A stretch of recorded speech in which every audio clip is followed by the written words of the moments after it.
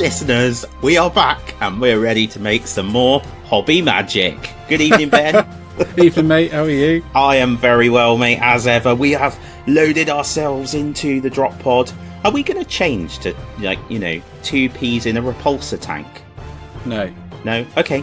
We are in the drop pod, and tonight we have loads, as ever, to chat about. I just flipped through my notes there. Ben, try and edit that out, that noise. Right, so tonight we will go onto the hobby desk. More corn, would you believe, and more Space Wolves. We properly classic. Oh, we did play some Blood Bowl as well.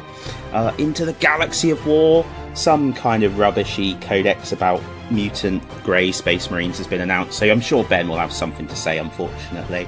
And of course, the UK Games Expo saw a few things announced, including the Cawdor, and the Knights Codex has arrived. So we'll do one of our in-depth tactical reviews of the Knight Codex. If you are waiting for that, I'm really sorry. First time listening to this podcast. Yeah, good. Listen to someone else. I would. Yeah. Into the mortal realms. So the soul wars are on the way, fighting for the souls. So we want to talk about that and the huge range of stuff that's coming out from that. To chat a little bit about the Sacrosanct Chamber, the Night Haunt, endless spells, and they've sorted out piling in, and I'm going to paint me some more blood letters. It's all good. We'll go into the community, do some more shout outs, run through the calendar, and finally into the wilds, where Ben has a fascinating and insightful interview with the guys from Shades of Chaos Games. I haven't actually heard it yet, so no pressure, Ben. It better be flipping awesome, mate. Are you ready? Are you ready for this? I think so. Grab some refreshments! Let's go onto the hobby desk.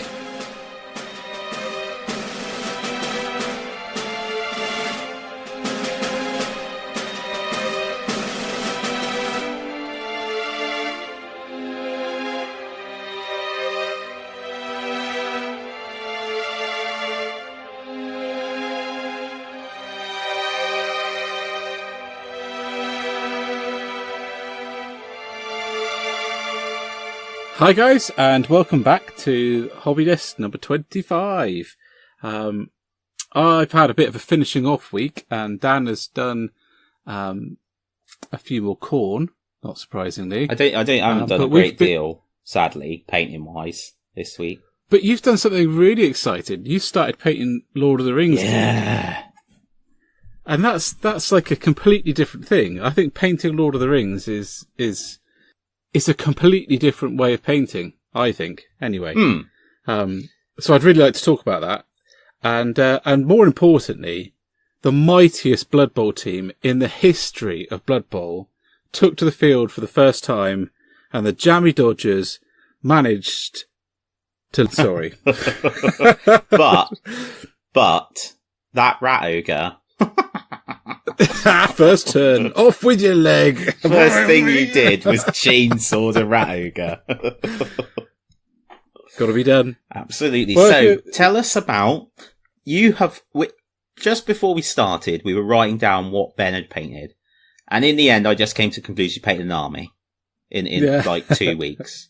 So Ben, take it away. Tell us what you've done. Well, it's been a finishing off, like I said, a finishing off fortnight for me. So, when we were recording the last podcast, I was 1 week into, the second 2 5-man teams for the Dark Imperium box set. So the second squad of Intercessors, and the squad of Hellblasters. And, so the first week I finished those off. I was really chuffed with that.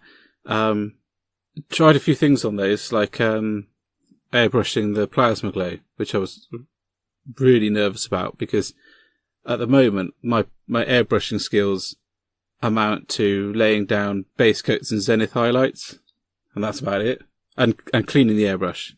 So not going to be doing a how-to video on anything really.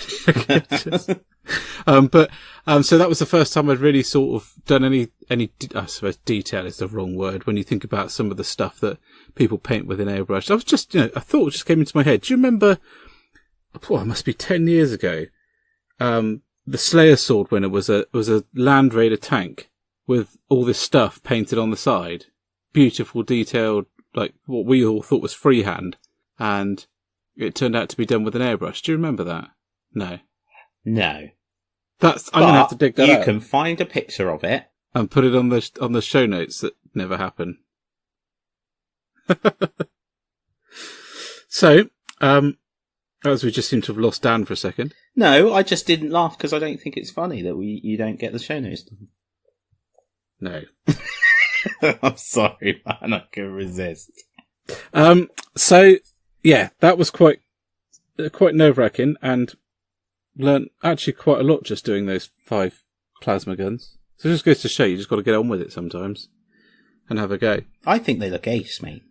They do look ace. And it's nice, like, I really feel, and I think this is true of all the stuff that you finished off recently, particularly when we get to talk about him, Logan, it's really cool to see the progression from when we started recording, and then each time we've talked about techniques and talked about trying that and trying this, and you can see it through your models, and I really like it. And it's funny that, because I was always like, oh no, I don't like to see progression, army should look the same, but, and I'll talk about it for me in a bit, but I really like that we can see that with your stuff. I mean, Logan is just flipping and ridiculous.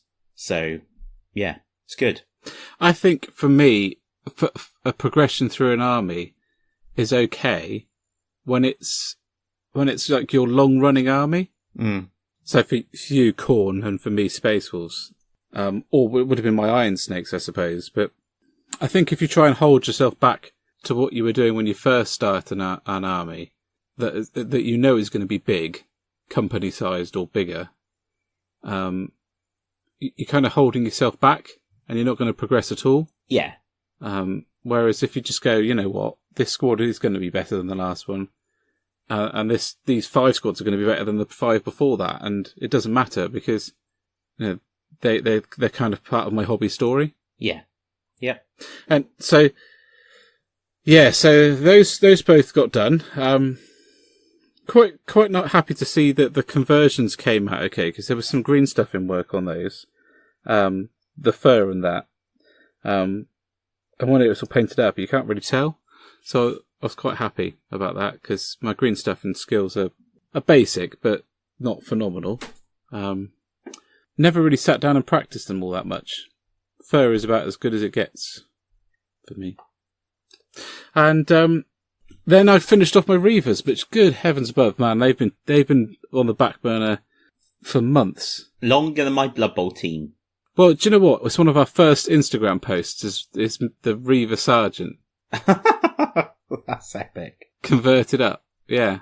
Yeah, crazy. They look great, and I like how you've been talking for a while about how to get the Primaris to fit into the sort of background.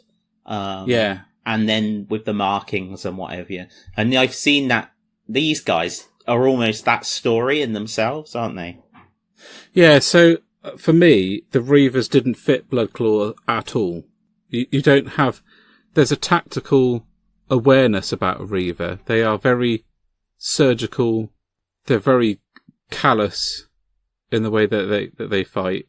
And they fitted, to me, more like a pack of scouts. Yeah. And so I've painted them in the scout shoulder pads. So no red and yellow, the black and grey of the scout shoulder pad. So, and I also, looked at, because I try to sort of hark back to the 2nd edition stuff as best as I can. So I was looking at old scouts, and the 2nd edition scout pack done by Neil Thomason, it got 2nd place in Golden Demon in insert appropriate year here, but right back when I first started collecting. I think I actually do remember those.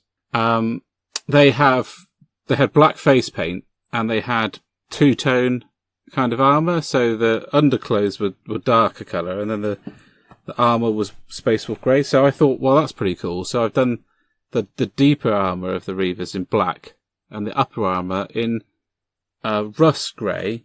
The fang highlighted in rust, so a much darker blue, to try and make them come across more tactical. Mm-hmm. And I'm quite happy with how they turned out. They do fit in with the army. I like it as well now they're finished. Like, I remember I wasn't too sure to start with, but no, you weren't. I actually think it does. It comes together very nicely in the finished model. Yeah. Well, I think it's because once you'd highlighted the black up, it wasn't quite so black. Yes. Yeah. That sounds stupid, doesn't it? But it didn't get lost, and I quite enjoyed, because I felt like they ought to have bloody hands. I don't know why. That was something that, as I was painting them, I thought that would look cool. And then I made a story about it, and I'm quite happy how that turned out, because I quite like having stories around each of my units. And for them, it was about how they were acutely aware when they joined the Space Wolves, having been part of like the larger fleet for 100-odd years. The Crusades have been going on 100 years. And that's something that I really wanted to reflect in them. That Primaris are old. They're not young people. They're 100 years old if they've managed to get to the, end, the point we're at now.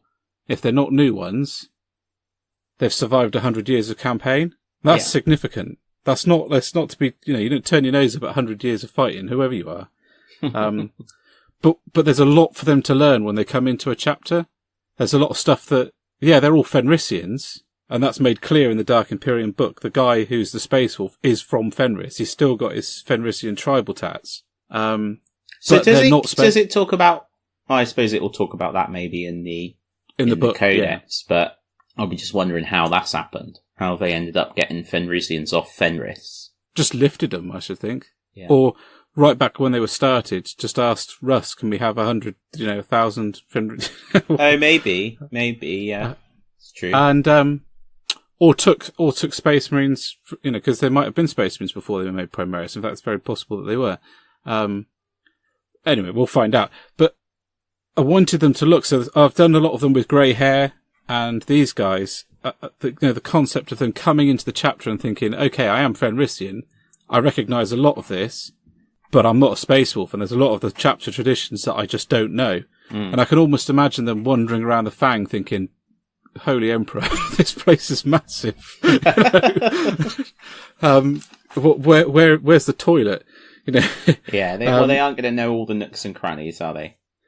And I kind of like the idea that they would think, oh, I am, as far as these guys are concerned, I'm still a blood claw. I've got to prove myself. So painted the bloody claw on their hands.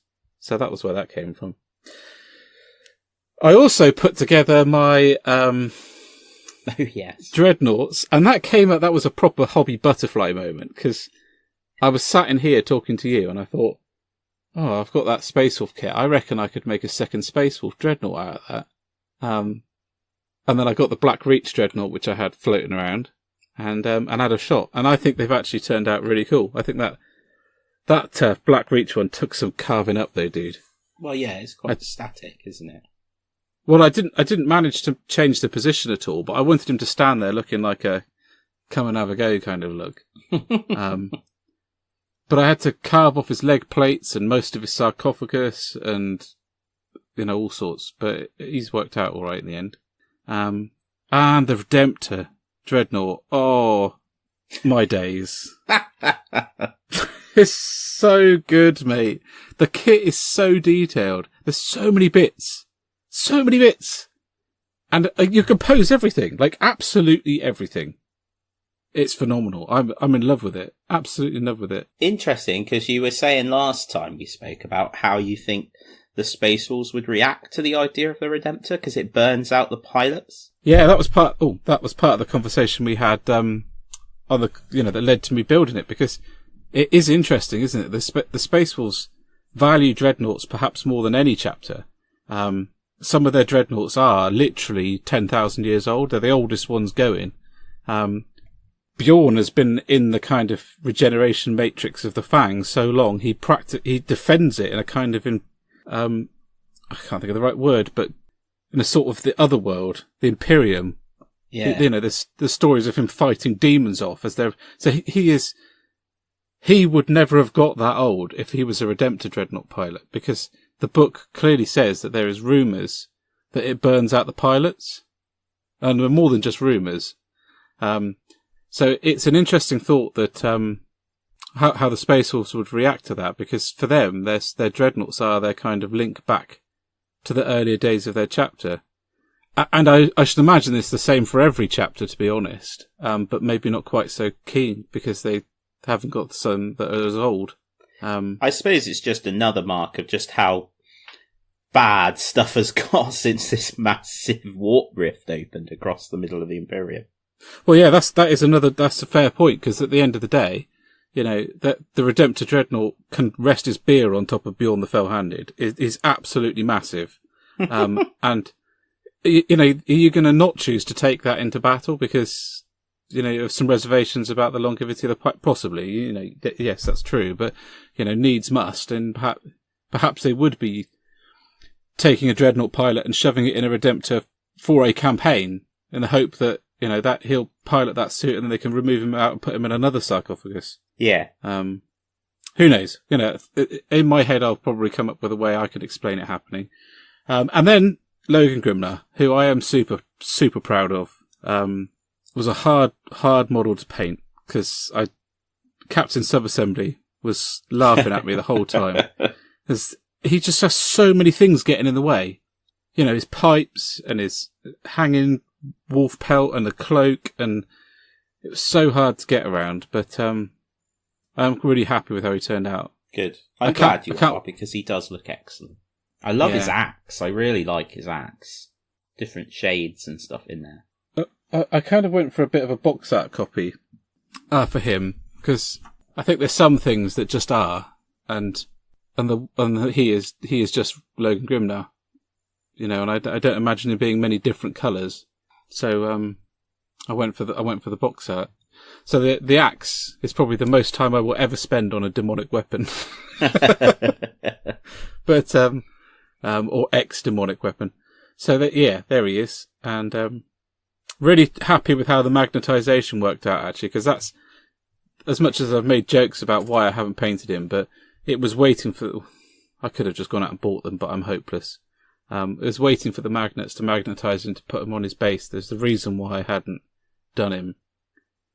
The number of times I forgot he was... postage service you used, mate, but you finished the chariot when we started the podcast. So if it's taken that long for those magnets to come, either use someone else. If I told you that actually it wasn't even me who bought the magnets, it was Joe, that would be even funnier.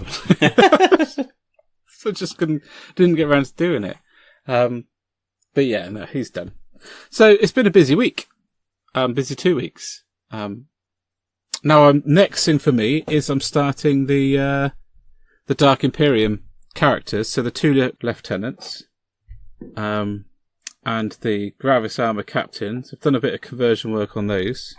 Yes. So they look more Space Wolfy, and very excited about doing them. What are you going to do with the Ancient? Oh, he's getting done. I've done not a great deal with him, so I've added a wolf plume to his helmet and a wolf tail to his belt, and that's about it. Oh, and I've given him a Space Wolf shoulder pad. So nothing super complicated.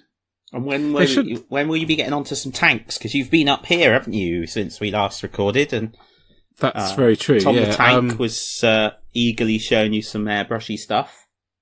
So I will probably, not long, I shouldn't think, because I want to get the Vindicator, the Repulsor, the 3 Dreadnaughts, at least 2 Rhinos, a Razorback, and a Land Raider done. For the army, that's kind of bare minimum. Oh, and the Storm thing, the fly, face punch. The fly face punch, excellent. Yeah, what's it called? Stormfang? Oh, you the Frostfang thing. Oh, this is amazing, isn't it? It's at least we're consistent.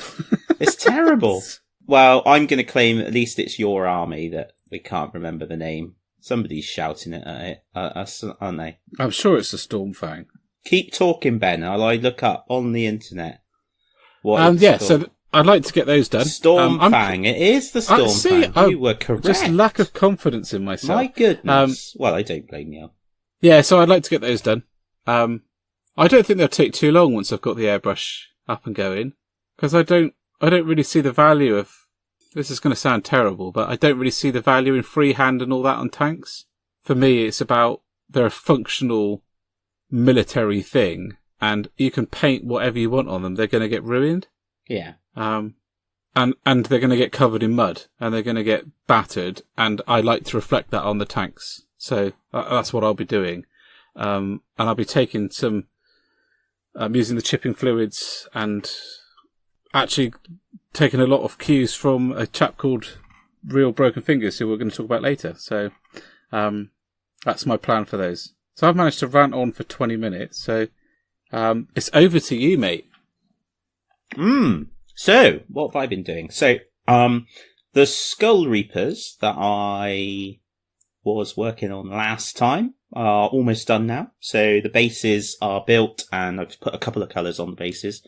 I went back actually after doing them because I'm really quite chuffed with them. Going back and talking about what we said about progression. If I look at the Blood Reavers that I painted when Age of Sigmar first came out, and I compare them to these Skullreapers, you can see a progression in brush control, if nothing else, which is really nice. Yeah. And I'm quite proud of those guys. And I actually went back and added a highlight to the gold on my Blood Secretor, which is the guy with the compensation issues going on with the massive corn symbol. So I added some. What did you use? What for? For the highlight? Stormhost Silver. Oh yeah. So I mean, did that change the whole look of the model? Because I find when you highlight gold with silver, it makes it look a lot shinier. Yeah, it looks a lot brighter. Yeah. I quite like it, to be honest, and I think it will be helpful because I'm going to put the blood and stuff on him. And I also started painting the Mighty Lord of Khorne because I was waiting for a few washes to dry. So I started just getting the base coats down on him. Because to be honest, which one's he? He's the hero, the Big Daddy hero from the current Age of Sigmar box set. Oh, right. The one. Yeah, okay, yeah. There's about a living time you did him. Yeah, I know. With the reality splitting axe that he has. So he started on him. Corgus Cull, yeah. Yeah. Yeah, check it out. You've got him on your wall. What is going on? You must have the internet open or something, because No. You've got a picture of him on your wall, so he's probably been giving you the eye. Yeah, so I have got a picture of him. You need to paint me. Yeah, paint me, fool. So him, and I, as you said, I have started and almost finished painting some Mordor Orcs for Lord of the Rings Battle Companies. So I think they're fab. I've really enjoyed doing them. I'm really pleased with how they're coming out, putting a little bit more time in. Nice thing about Lord of the Rings is they're a bit smaller, so things like base coats just don't physically take as long. Interesting, you can definitely see that as a plastic kit, it's quite an old plastic kit. So there's can be segments that are just sort of filled in solid with plastic, where maybe on a newer plastic kit there'd be like a cutaway or something a bit different. But then they are sort of one or two part models. There's a couple of one-part models in there, two-part. Painted the metal guy, that was cool. But it's only 9 guys, so the Battle Company's Warband's 9 guys. Put all the base coats on, got an Agrax Earthshade wash on, and I've started bringing them highlighting back up. But rather than doing the base colour, then a wash, and then the first layer, and then an edge of the second layer, I've gone with the base, then a wash, and then the base again, because I want the main colours to be a lot darker or duller. Yeah. So yeah, pleased with them. They're not far off. I'm going to go quite green with the bases. I've got some really big tufts, and I want to try and put some reeds on, maybe, and possibly the odd bit of clump foliage, some of the little flowers. So, because I just think it works with Lord of the Rings. A lot of the battlefields I remember seeing when I was growing up for Lord of the Rings were quite lush affairs. Yeah, I mean, unless you're in Mordor. And they actually had more akin to a model railway setting where it had that more real look to it. And I like that about Lord of the Rings. So that's what I want to try and replicate. Because in Battle Companies, you only have 9 guys for Mordor.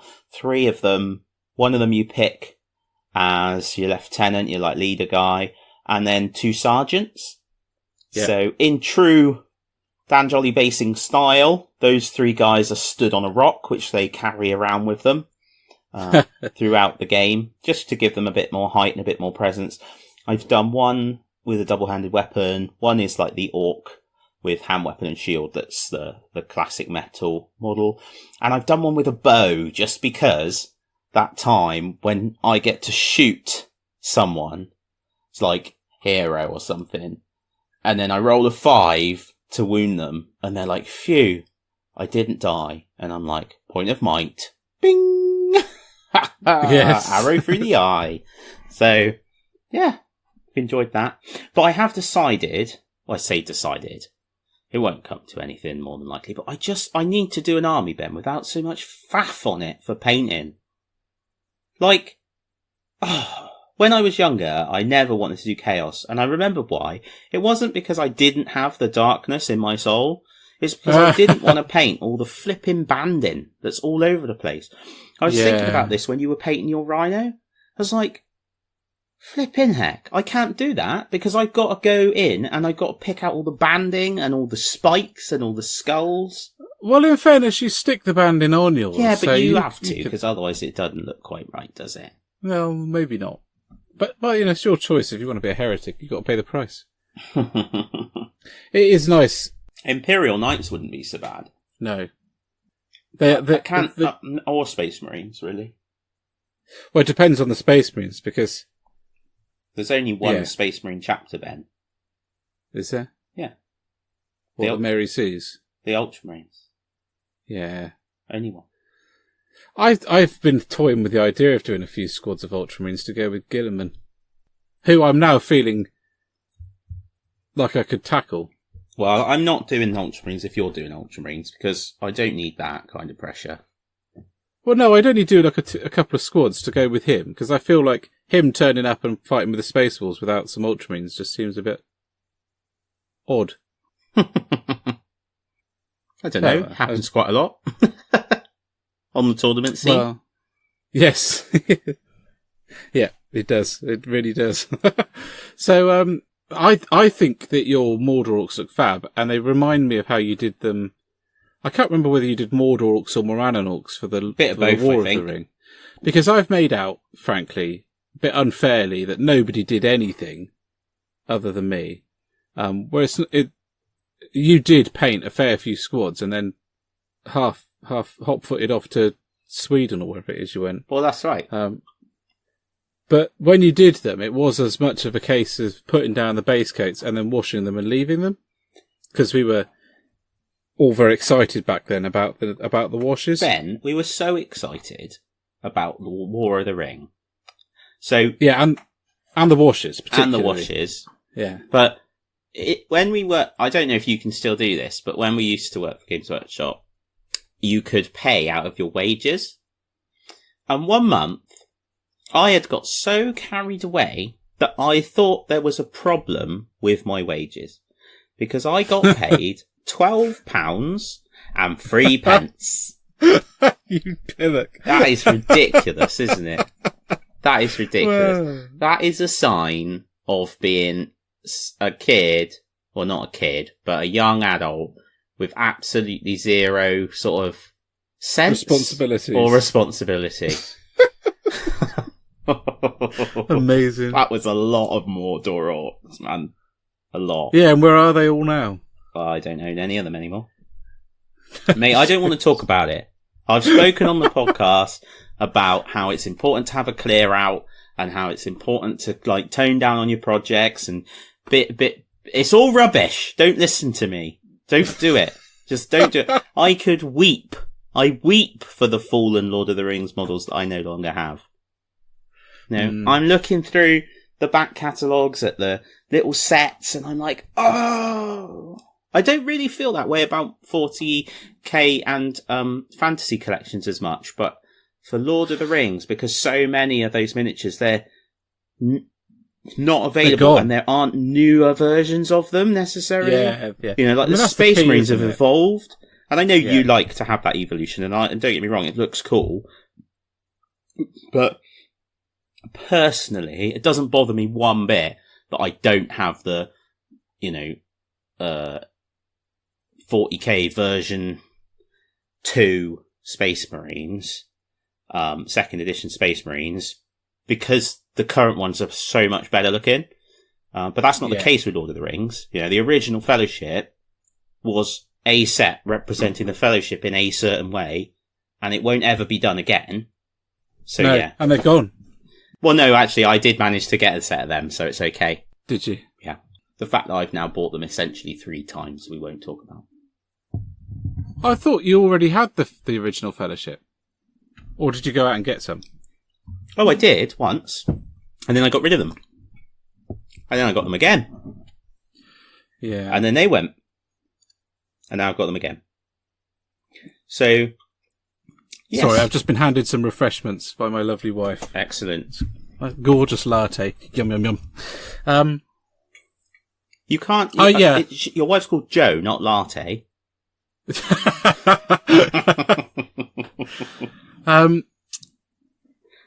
Yeah, I'm a big fan of progression and having those models that I had when I started, and I'm actually really gutted that I don't have some of the Space Wolf models that I had when I was a kid. I don't know where they've gone. So on that note, I have actually gone out and bought the Wolfguard Terminators for a steal on the internet. The original metal ones, because that was the first metal kit that I've got. Other than the Iron Priest. So I've still got the Iron Priest, who's the first metal 40k model that I bought. But I'm gonna go back and do. I don't know if I'm gonna do that next. The only thing that's holding me back is the Age of Sigmar box set release, frankly. But after these characters, I'm really seriously considering recreating the second edition Space Wolves from the army in the Codex battle report. Yeah, you said about that. I think that's ace, mate. Yeah, I've got a feeling that I just need to do it. I just need to get my Space Wolf collection where I want it to be before I can move on with anything else. Oh, mate, I need to do this army. Oh, goodness. Which army? Sorry, mate. I just noticed a picture of a chap called Luke Preston down in Cornwall, who paints some awesome looking stuff. Does a Khorne army, so, wins there. But he's painting the Hallowed Knights Stormcast, which are very similar to my colour scheme, but with the gold on and a bit brighter. And I flipping love them. I love them. Right, so half an hour in. Who shall do the longest hobby desk ever? Only the faithful! We could talk about our plans and how they're not going to happen for forever. Sigmar curse you, sir! Don't say such things. Yeah, it will never happen. Let's move on. So, let's head over to 40k, to the Galaxy of War, and see what awaits us there. Of War. Wow. Who needs audiobooks when we've got you, Dan? Oh, yeah.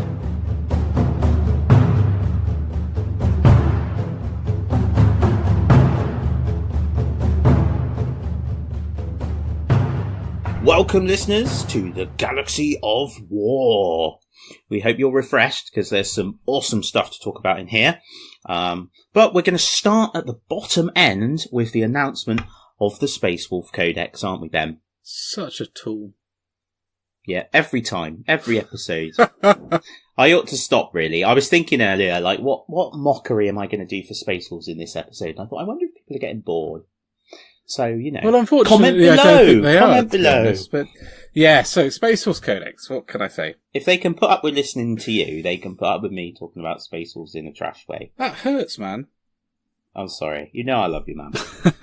So, Space Wolf Codex. We don't know anything, do we? I mean, that's the thing. No, there's a codex, and it's called Space Wolves. And it's next. So, I mean, it could be next week for all we know. Yeah. But it's probably going to be 2 weeks' time. What would you isn't like it to be about? Well, obviously it's about... you know what I mean. I do. So I would like to see a lot of background on where the Space Wolves and the Primaria, so how they're integrating. I'd love to see company-specific rules. That would be really wicked, because... I'd be shocked if you didn't. Yeah. I don't know if the Just Dark because Angels that or the Blood seems to Angels be- did. Oh, I can't... Oh, yeah. But the Space can't Wolf remember. Code, the Space Wolf chapter, goodness me, the Space Wolf companies are all very, very different. So you have like... Yeah, I mean, the Dark Angels would have had Deathwing and Ravenwing as different. Yeah, they did, yeah. And the Death Company. So, but there's, yeah, so I'd like to see that, because there is very different companies in the Space Wolves. There's like the Scoutier companies, there's the heavier armoured companies, there's the Drop Assault company of Ragnar Blackmane, there's the heavy use of Thunder Cavalry for Harold Deathwolf. There's the Wolf and Strong company of Redmoor. So there's loads of, there's loads of different, and there's loads of big differences between them. So I'd like to see that. What else would I like to see? I'd like to see some of the other Space Marine models becoming available to the Space Wolves. Yeah. Particularly the ones you already own 3 or 4 of. Yeah, the Storm helped me. Talon? Mm-hmm. I love the model, and I have a few, and I didn't want to paint them up for my Iron Snakes until I could happily shove them in to my Space Wolves, or knew that, or I could or couldn't. With the last edition, I was going to take them as a counts as Space Wolves, but isn't Space Wolves thing. Yeah. As like an add-on. But the problem is now they use keywords, so it's different. But but you could still have a flyer detachment, I think, with them in. You could, but they wouldn't be Space Wolf. They wouldn't have the Space Wolf keyword. No. But I'd love to see that. That would be wicked. Model-wise, I don't even know where to start. I would adore there to be a new Ragnar Blackmane model. That would be amazing. But I can't see it happening. And I think now that it's just come out as this is the next Codex thing, I think all of the feelings that there might have been a Russ model, I don't think it's going to come with the Codex if there is. I think that might come later on. I think the thing with Russ is, if you imagine that they do the Codex to engage Space Wolf players, or, get people who are maybe on the fence and kind of thinking, I'll do Space Wolves, that engages them. It's a really big deal, isn't it, Codex? I think Russ, or any Primarch for that matter, can stand alone in doing that. So if you're going to bring out a Space Wolf Codex to excite people, you're better off waiting and then doing Russ a year later, because that will re-excite people in the same manner as a Codex. Yeah. And I think with the Codexes coming to the point where we're going to have all the Codexes for the current stuff pretty soon, which is we're more likely to insane. see. Interestingly, White Dwarf this month has got a big piece about Armageddon, the history of Armageddon. Oh, that's pretty cool. Yeah, so mate, if they do, that would be a wonderful way, if they were going to do Angron, for example, to do sort of a return to Armageddon, because there's a bit in there about, the Orcs and the Imperium are still fighting, but the skies are starting to darken and demon-ness is going down. Yeah. So, I would, when they did Codex Armageddon back in 3rd edition, and did that was... Yeah, but that was a pamphlet. Awesome. Yeah, but it was awesome. Was it like 5 pages long? I've got it here, actually. Here it is. It's got salamanders in there. I picked it up because it had the Black Templars. It's 30 pages long. You get pamphlets in a box set that are bigger than that. Yeah, but back then, mate, it was so good. I remember they did this awesome series of battles Do you remember in White Dwarf when you had the central table? Yes. And it was being bombarded by basilisks from another table somewhere else where the orcs were trying to overrun them, and they were like measuring it from that table because the basilisk could fire like 240 inches or something. Yeah, I do remember that. And they had like another table where the Black Templars were fighting for a space Hulk. Oh, mate, it was so good. So yeah, that would be cool. I love this generation. How did this happen? How did what happen? Sorry. Oh, that's right. We got onto that. I remember now. Yeah. Well, I think it would be quite cool to see that come back. So, I've got Craftworld Elder as well. Look. The bluey coloured one. No, the black one. That's even thinner. That's basically like a piece of card. That's most. Oh, the Craftworld Elder. Yes, that's mostly cover. How many pages is that? This is how far we've come. We've gone into counting pages in books, dude.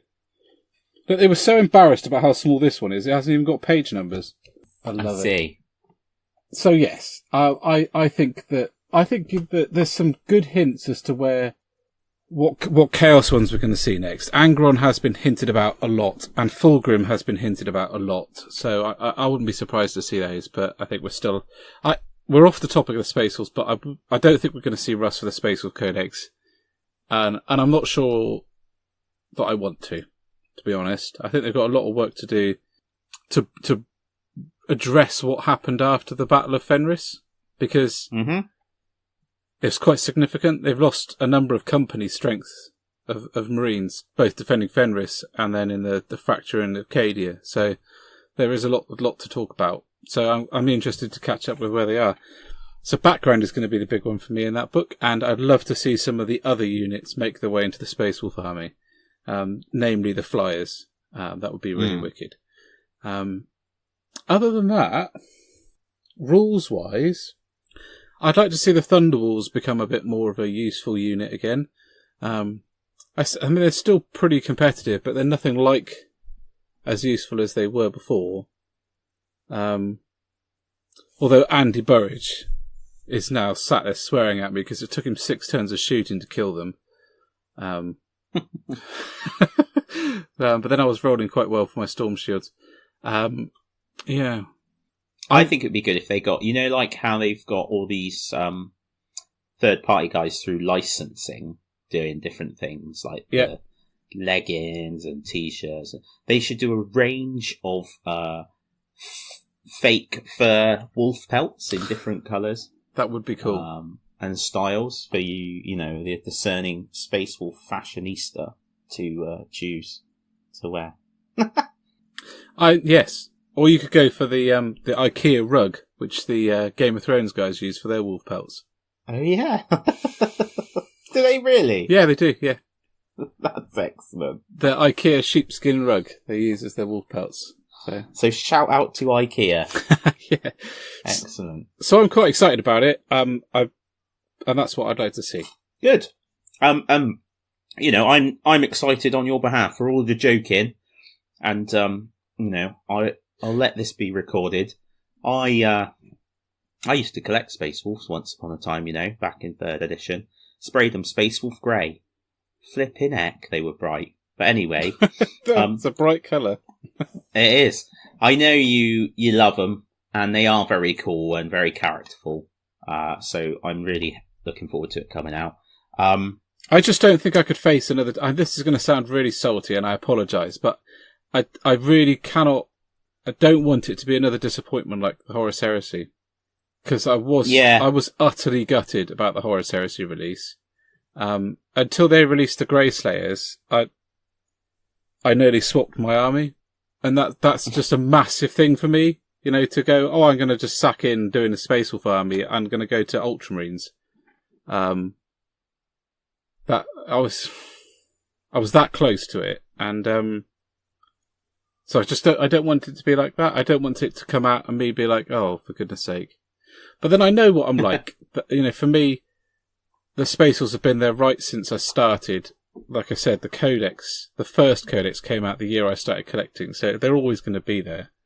So the Orcs are the other one as well, aren't they, dude? Yes, there are. And I got a bit confused because there's that picture in the background of the space of the White Dwarf of the Orc machine, but I've been told it's a conversion, and I'm gutted about that because I had visions of a whole Orc release of new stompiness with some wood. I don't think you're the only one. I saw an article pop up from Spiky Bits today that said, large Orc machine, White Dwarf comes out, mystery solved. So I think there was obviously something going, some thoughts. In fact, I sent you the picture, didn't I? Saying, oh, I wonder You showed it to me when I was up. Yeah. But yeah, it's a very nicely converted Grey Knight Dreadnought thing that Dan Harden's done for a rather awesome battle report, reimagining of Glazier's Creek. What amazing! Someone posted that on our forum, cool. didn't they? Yeah. Yeah. So cool. I can't wait. Mine's still with my parents because I haven't got the delivery address changed because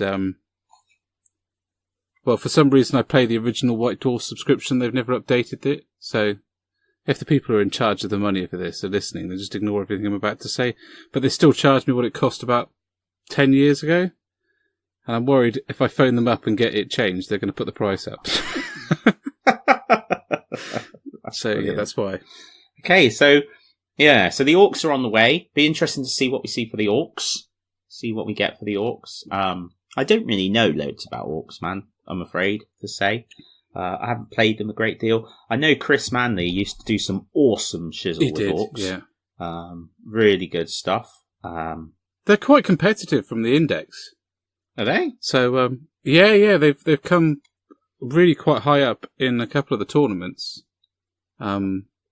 So the big tournaments as well. So I'd be interested to see what extra the Codex brings to them. I think what you'll end up with is much the same as you've had for everyone else, which is tribe-specific orcs. Yes.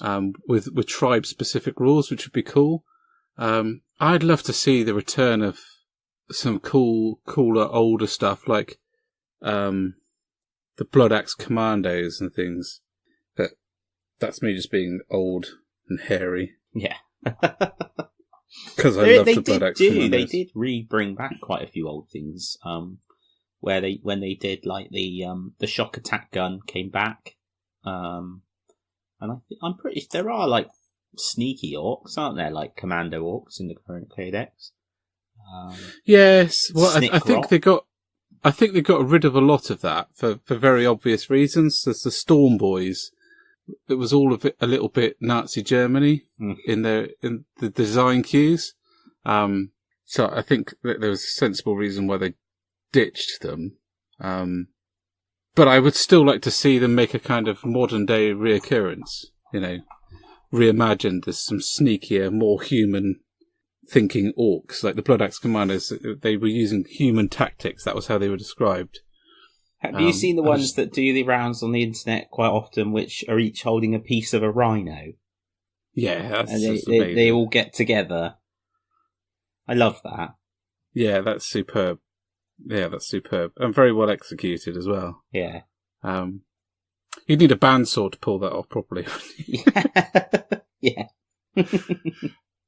I really like that. So, yeah, they're two codexes that I think a lot of people have been waiting a long time for. So I can't think of any more after that, though, dude. I don't know. There is. There's a Gene Stealer Cult. Gene Stealer Cult. Yeah, Gene Stealer Cults.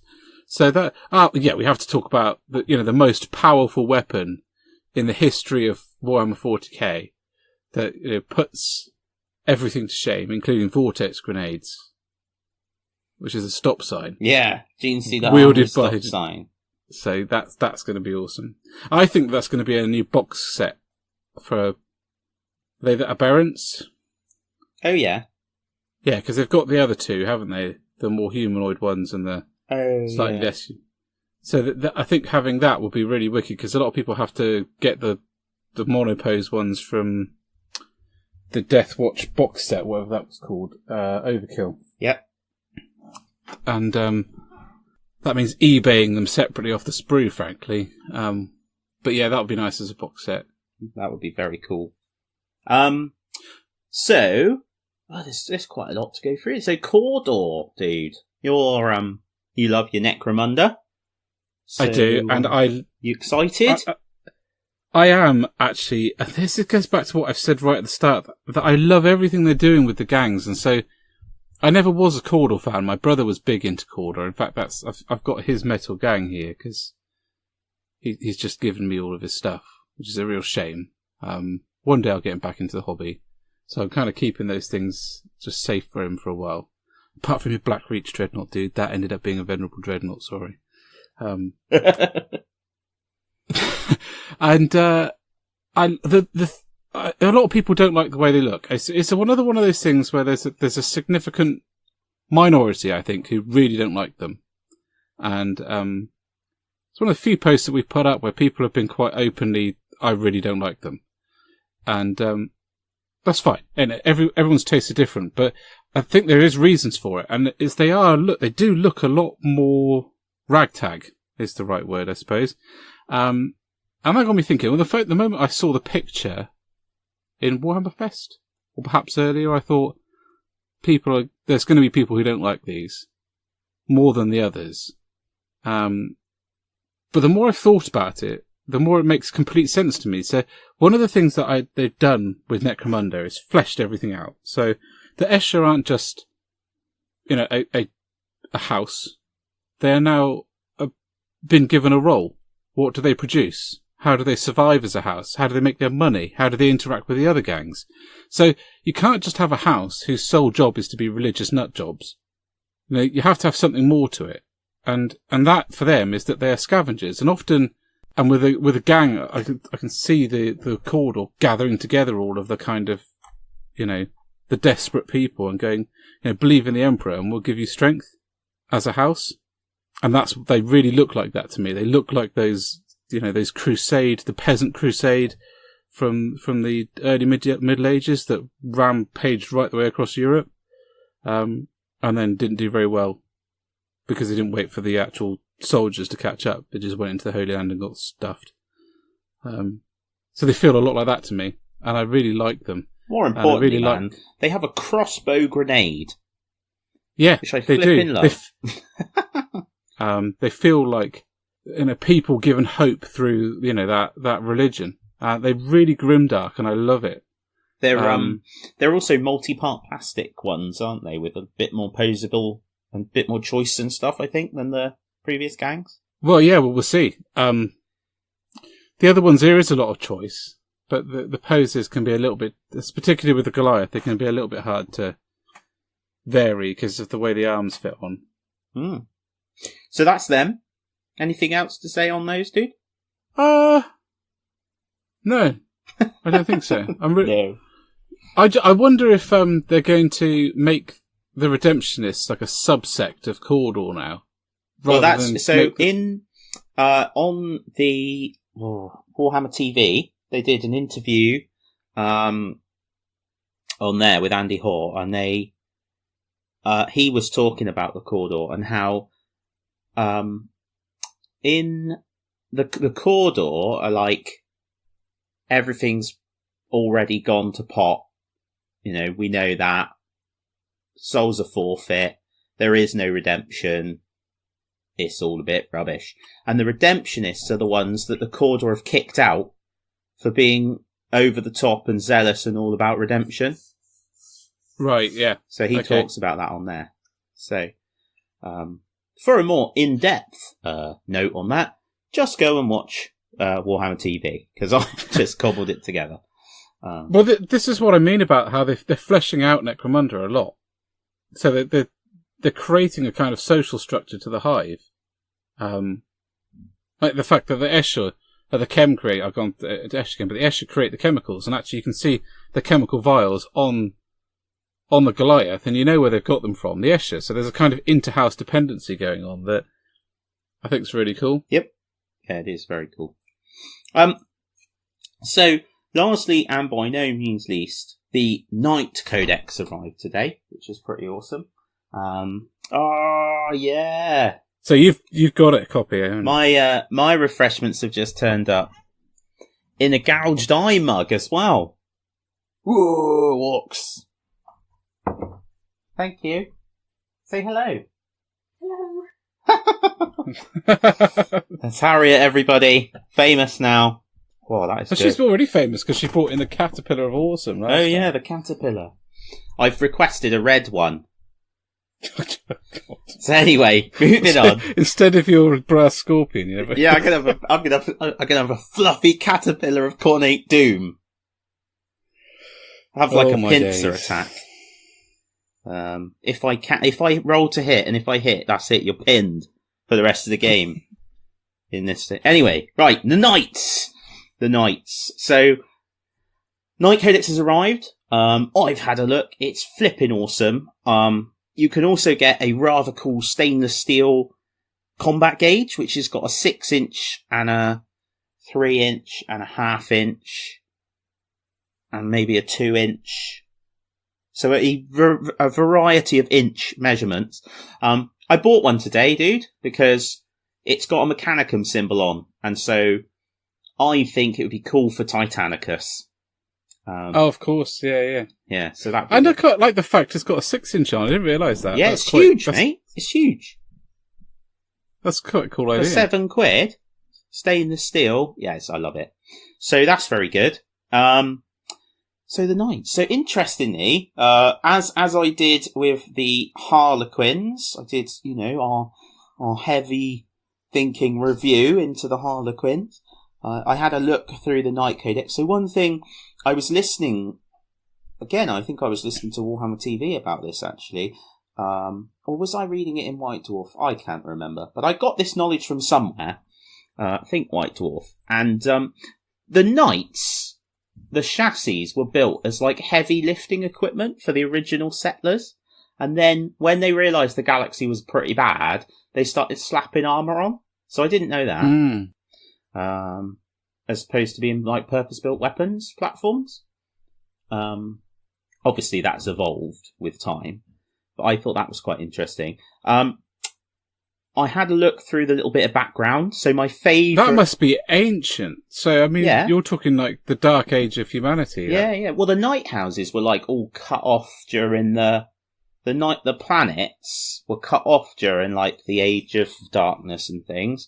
And then refound as night houses, as night planets, and they came across like worlds which would be all like feudal domains, and then ruled over by the knights.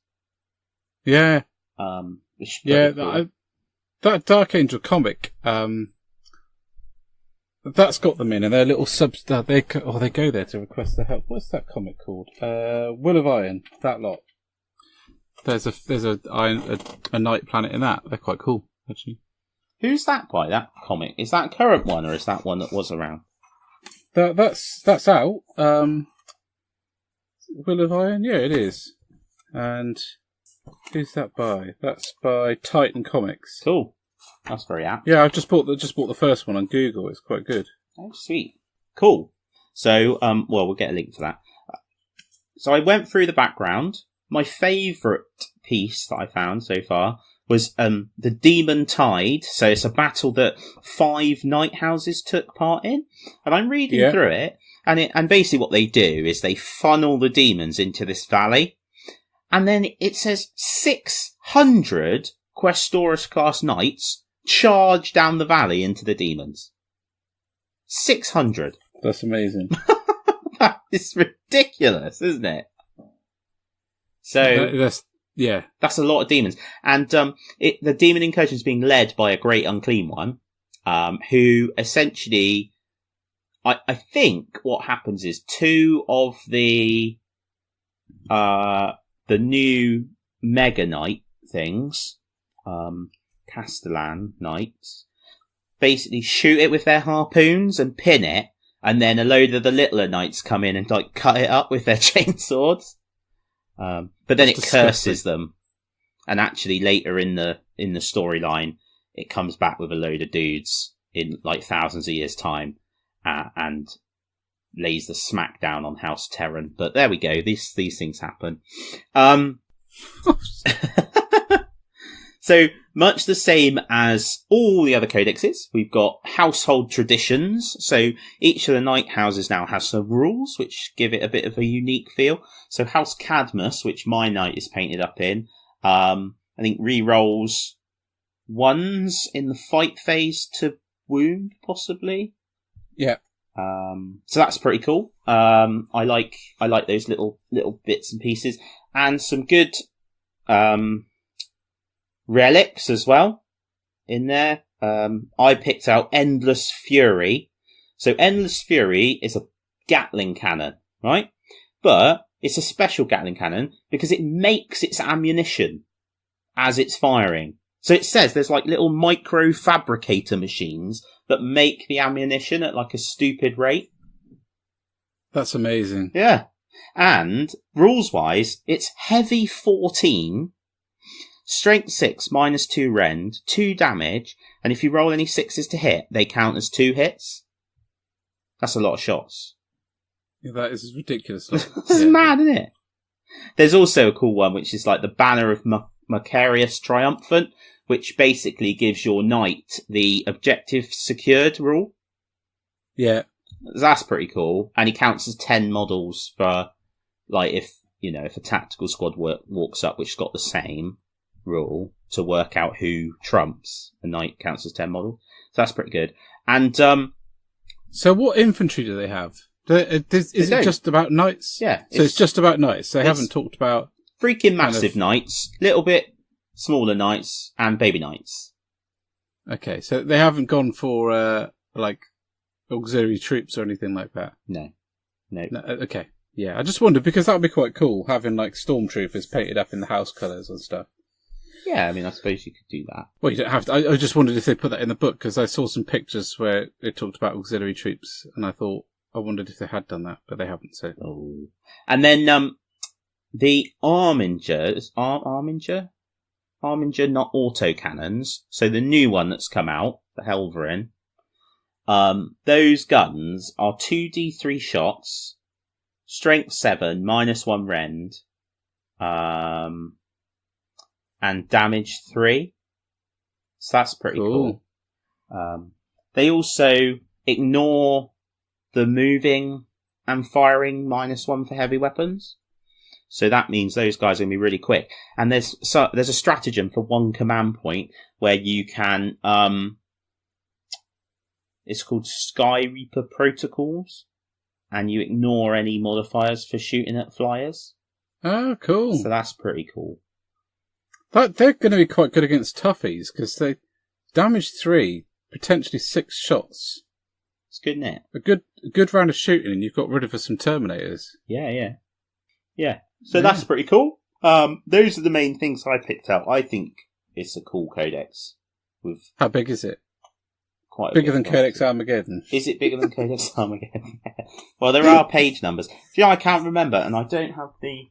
No, that's cool. I mean, I think. How much was it? 20 quid? It was £20. Yeah, because it's 25. It's 25 for the enhanced edition, so I think it must be 20. Yeah. Okay, cool. So that's sort of in line with the Harlequin, so it's about that size. Okay. Yeah. So it's cool. 187 pages. That's not bad, is it? No, it's pretty cool, eh? Yeah. And there's still the rules for picking stuff up and throwing them with the Thunderstrike Gauntlet. Is there?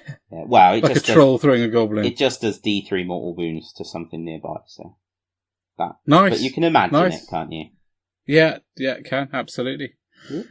Well, that sounds cool. I very much like to do a knight army, but I think if I was going to tackle a knight army, I'd want to get my airbrushing skills up because I think the knights that are airbrushed just look superb. Yeah, and the weathering as well. I'd really like to go for the weathering. So, like on the Gatling cannon and stuff, try and do like the heat bloom on the guns, and do all the weathering around the exhausts, the legs, and stuff. Yeah, extra on the legs, oil streaks. Yeah, be good. Awesome. So, crikey, we're rattling through this, aren't we? So that's brings us to the end of the 40k hobby desk, Galaxy of War. Next time, we might have more to talk about for the Space Wolves, so brace yourselves. Yes, very. Well, no, don't brace yourselves. Go to IKEA, buy yourself a fluffy rug and get involved. Yes, do it. Yeah. We need to get a hashtag going, dude. Hashtag IKEA rugs for Space Wolves or something like that. Yeah, that's a bit of a mouthful, dude. Yeah, okay. Why not? You're the social media man. You come up with a name off the cuff. Go. Go. Come on.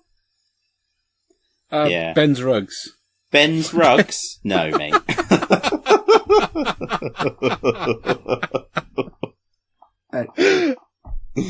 Oh, my days. We'll work on that for next time. Ben's Rugs.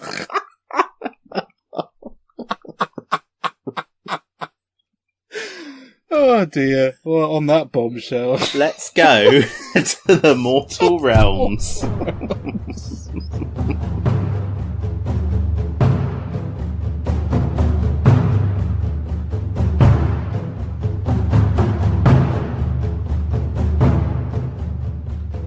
Hi guys, welcome back. So, amazing new announcement has happened in the last 10 minutes. Games Workshop have released, over that period of time, some Orc Commandos. So, they have been released just as I thought they would be, and everything is as it should be. We're going to have to start having mini in the middle segments. Yeah.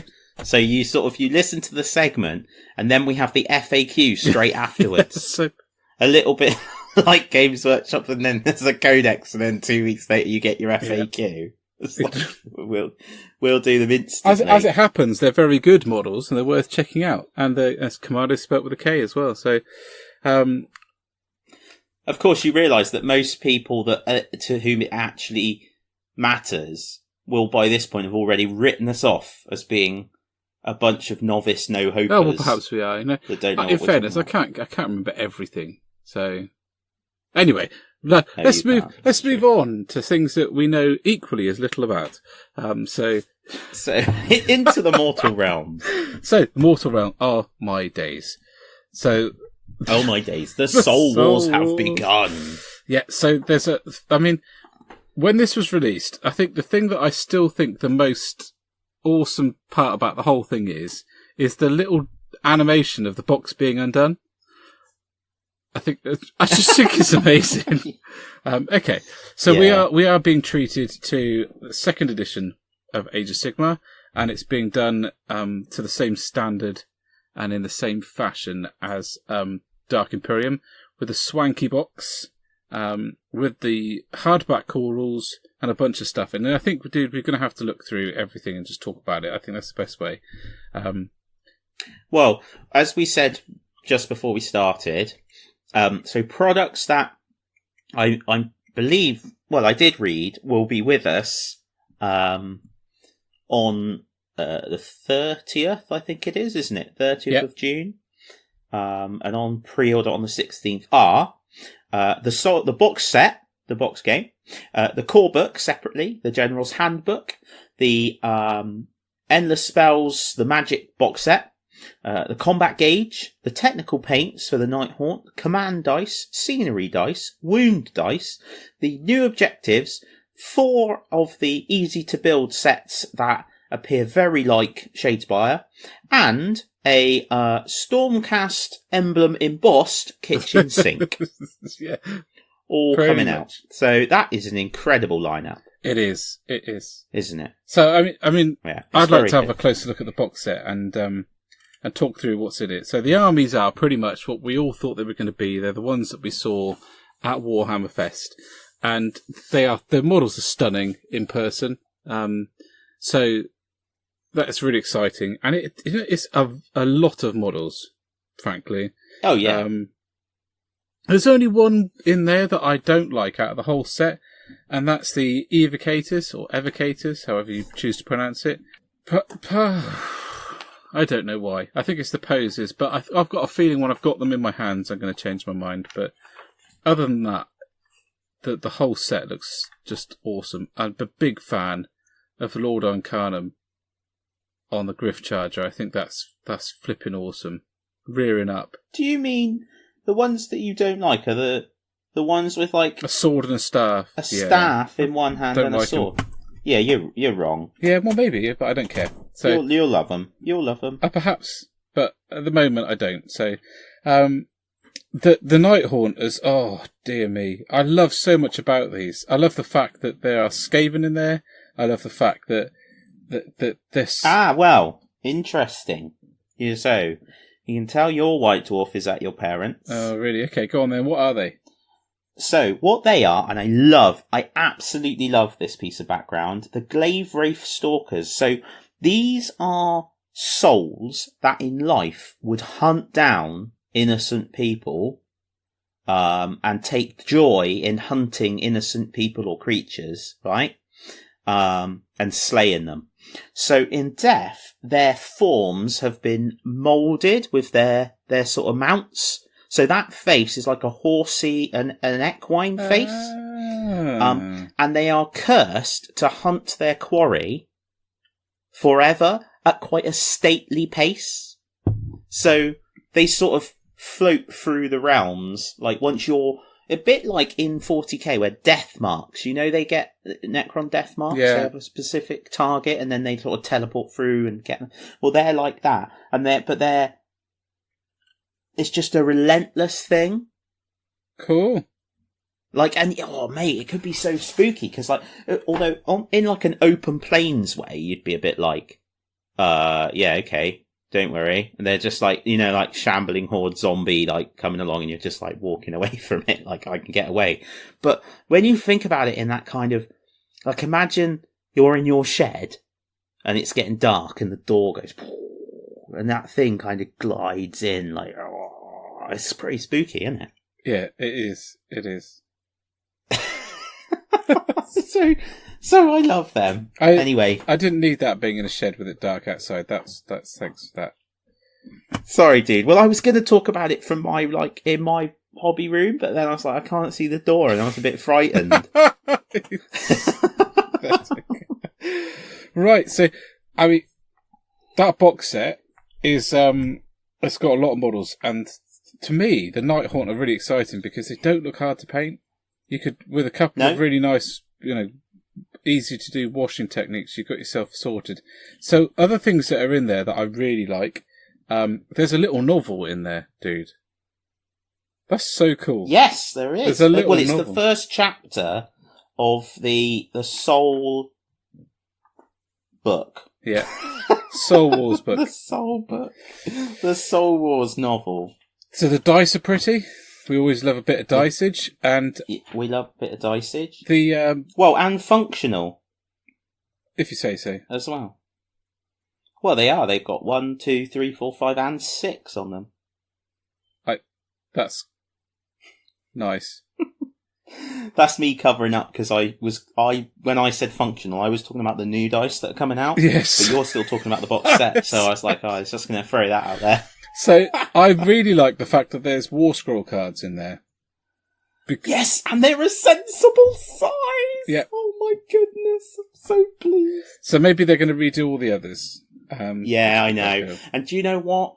I will not grumble one bit that I've spent £15 on the Khorne and the Stormcast ones, £30, and they're going to have ones that are a reasonable size. Yeah, I agree. And I'm not being sarcastic. I really won't.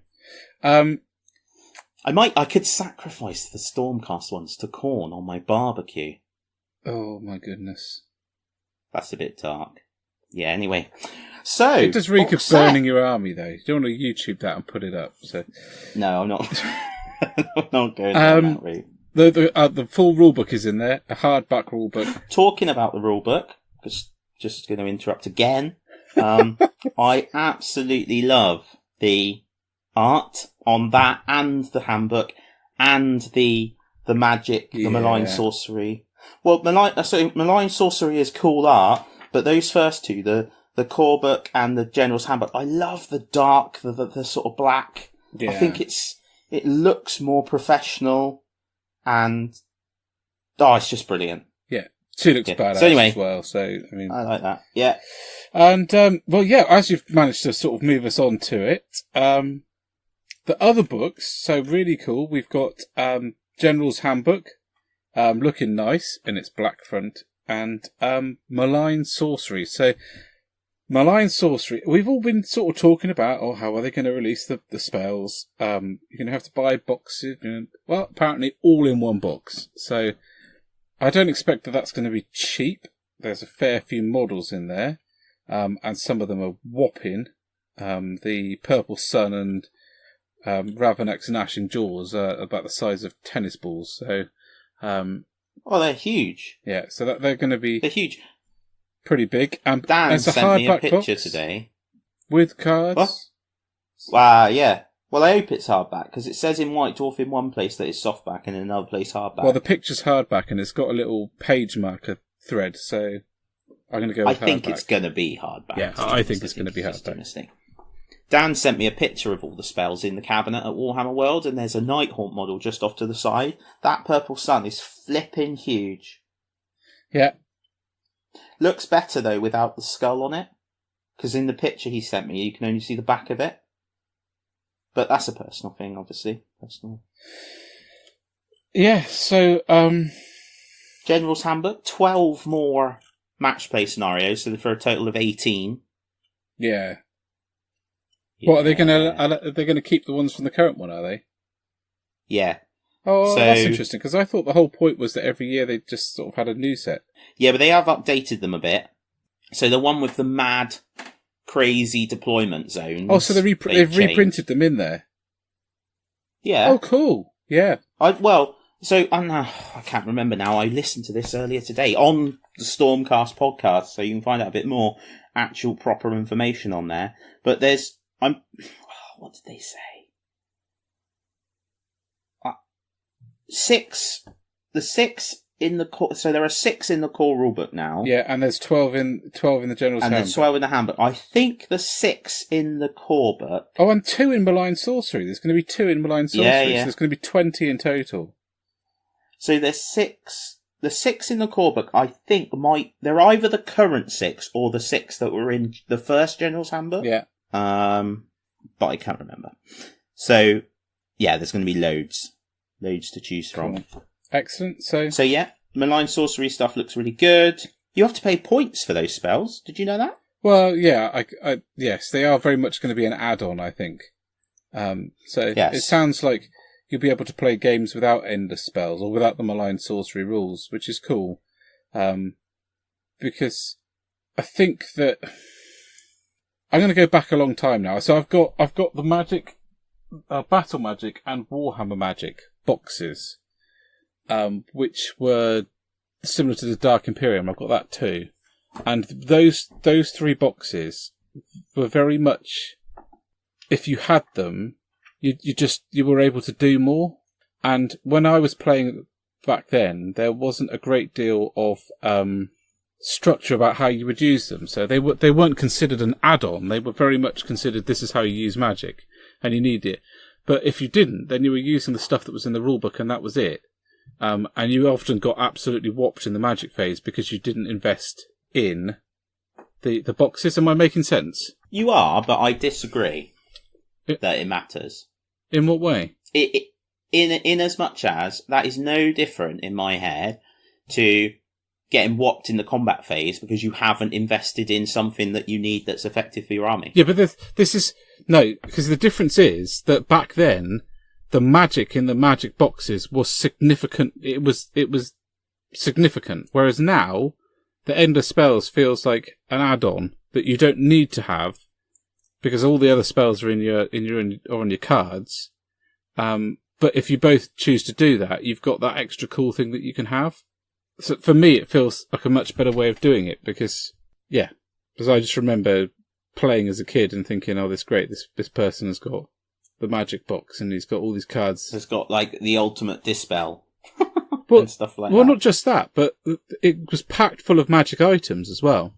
So you'd have people playing magic items that were just significantly more advanced than the ones that you could cut out of your high elf book or something. Crown of Command. Yes. So bring it on. Yeah. So I quite like the fact that it's a bolt-on, and I like the fact it's got models in. A lot, really. I think the Bits websites will do well. You do you? Because they'll break those down, yeah. Yeah, because there'll be people that are looking for that spell that really enhances their army. Like once they've been out for a bit and people know what they all do and stuff, and then they'll just want to go on and buy that one spell. Yeah, it's true. Yeah. Which is fine. I don't think there's anything wrong with that. Just is what it is. Yeah. My favourite is still the Burning Head. Oh, it's amazing, isn't it? Mine's getting painted green. Flat out painted green. The way they've painted it. No, that's a great idea, actually, painting it green. Yeah, it's gonna look like Gork and Walker coming to eat your face. So. Right, okay. Good. Nice. Yeah. Dan Wosley loves the chains that grab your ankles. Yeah, I like those as well. They're something quite... I can't think of the film that they remind me of, but they do remind me of a film. It'll come to me at some point. So that's really cool. Fair enough. Then we've got all the gubbins, and dude, the gubbins are amazing. So we've seen this. The paints are. Do you know what? Those pictures don't do them justice. And the pictures I took didn't at Warhammer Fest and shared. They didn't do them justice either. When you see them working, they are phenomenal, absolutely phenomenal. That grey tone looks good over black, let alone over white. So yeah, I'm really excited about both of those. Have a mess around. Yeah, they're cool. I'm really excited about the combat gauge because, as you know, I already got excited about the combat gauge for knights, so I'm clearly excited about this combat gauge. It's pretty sturdy looking, and it's £8 or £7 instead of 20. Yeah, the last one was a bit ridiculous. Not quite the lump that if you dropped it on a model, it would just destroy it. So that's cool. The dice. Moving on to these dice now that are functional. Yeah. Harriet thought. I showed her the scenery dice. When I was doing, I told you, I got the iPad out and showed her the article where they announced Soul Wars. And I went through it and I made her watch the video. And then I moved her through each product, explaining why it was good, and why it would enhance my experience of Warhammer. Yeah. And she was like, is this a sales pitch? And I was like, yeah, absolutely. So she thought, I showed her the scenery dice and she went, oh, that's nice. A snowflake. And I was like, that is not a snowflake. That is the Star of Chaos. So yeah, that's a snowflake. And the other thing was, the things we were talking about, the Skaven that aren't Skaven? Yeah. Vultures with swords, she thought they were. Well, she's not wrong. They do look a lot like vultures. That's quite cool, isn't it? So yeah. So the dice are very nice. The scenery dice in particular. Yeah, scenery dice are really cool. Useful. I want to grab some of them. And the objectives are ace. They are. Really good. I particularly there's like a stack of swords and shields and stuff, and I'm sure that's a model representation of a piece of artwork. Maybe. Yeah, I think I know the one that was on the wall at Warhammer World somewhere. I like the tomb. But yeah, I like that. You like the tomb? Yeah, and I like the sort of orby thing. Yeah, that's great. So when at Warhammer Fest, he was saying that's like a key. Cool. So if you imagine, on the Shattered Dominion board, yeah, there's the big round sort of cog things. Yeah. He was describing it like as if that was a key, and then your guys got to it and pushed it down into the earth, and it activated that whole thing, and the battlefield started moving and stuff. That's really cool. That sounds great, doesn't it? Yeah, so I really I love the 40k ones. I really ought to buy a box of them because I really liked them actually. Before should have got them when they came out because now I've got all this to buy this month. It's not going to happen, is it? No. So yeah, loads of stuff. So I thought it'd be quite cool. The Sacrosanct Chamber that are the guys that are in the box. Yep. They are like the guardians of the Anvil of Apotheosis, which is where the Stormcast get reforged. And it was saying the other day that apparently sometimes when Sigmar brings the souls back up, they escape and they just ping around the area, and they call them lightning geists because it's really painful, and the souls are almost trying to escape the process. Yeah, which I thought was quite interesting. And on a soul note as well, the Night Haunt are all like the bad guy souls. Yeah. So Sigmar's not just stealing souls from Nagash, if you look at it that way. He's taking all the good ones and leaving all the rubbish ones for Nagash. Yeah, sounds about right. Yeah. Nagash doesn't deserve nice ones, eh? So, like, the Knight of Shrouds was a hero, but he betrayed his people, so he didn't become a Stormcast, and he gets to go to Nagash. And then, like, the shambling hordes of night haunty things are all like murderers and stuff that just have to spend forever contemplating what they've done. Yeah. We've already spoken about the Glaive Rife dudes. So... Well, not only that, when you're thinking of Nighthawk, we've got the character model that we've seen, and the other two that are just stunning examples of what you can do with plastic. I mean, the silhouette of one of them, this is whopping great model that obviously we don't know what it is yet, that's supported by one tiny thing, which is just a testament to what they can do. So I think the guy with the hangman's noose on. Yeah, he is an executioner. Like, he was an executioner in life that took too much pleasure from doing his job. So Nagash has cursed him to go around like that. And all the souls that are around him are the souls of the people he killed. But they protect him to prolong his torment. Nice. It said when I was reading. You can tell I've read a bit. I got quite excited and read all the little bits from the White Dwarf. Yeah, I wouldn't mind now. Yeah. Oh, it'll turn up tomorrow. But you'll just have to think about actually giving the money to Games Workshop that it deserves, won't you? No.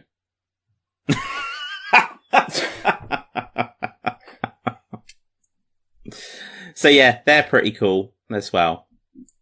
So lots of cool stuff, basically. It is it's exciting. Do you know what I love about all this?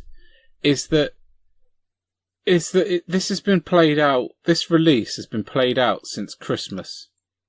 The malign portents was setting the stage for this and getting everyone involved and building your armies and you're building a narrative, and then they've dropped this, and it's sort of like the end point for that narrative. And I think it's awesome.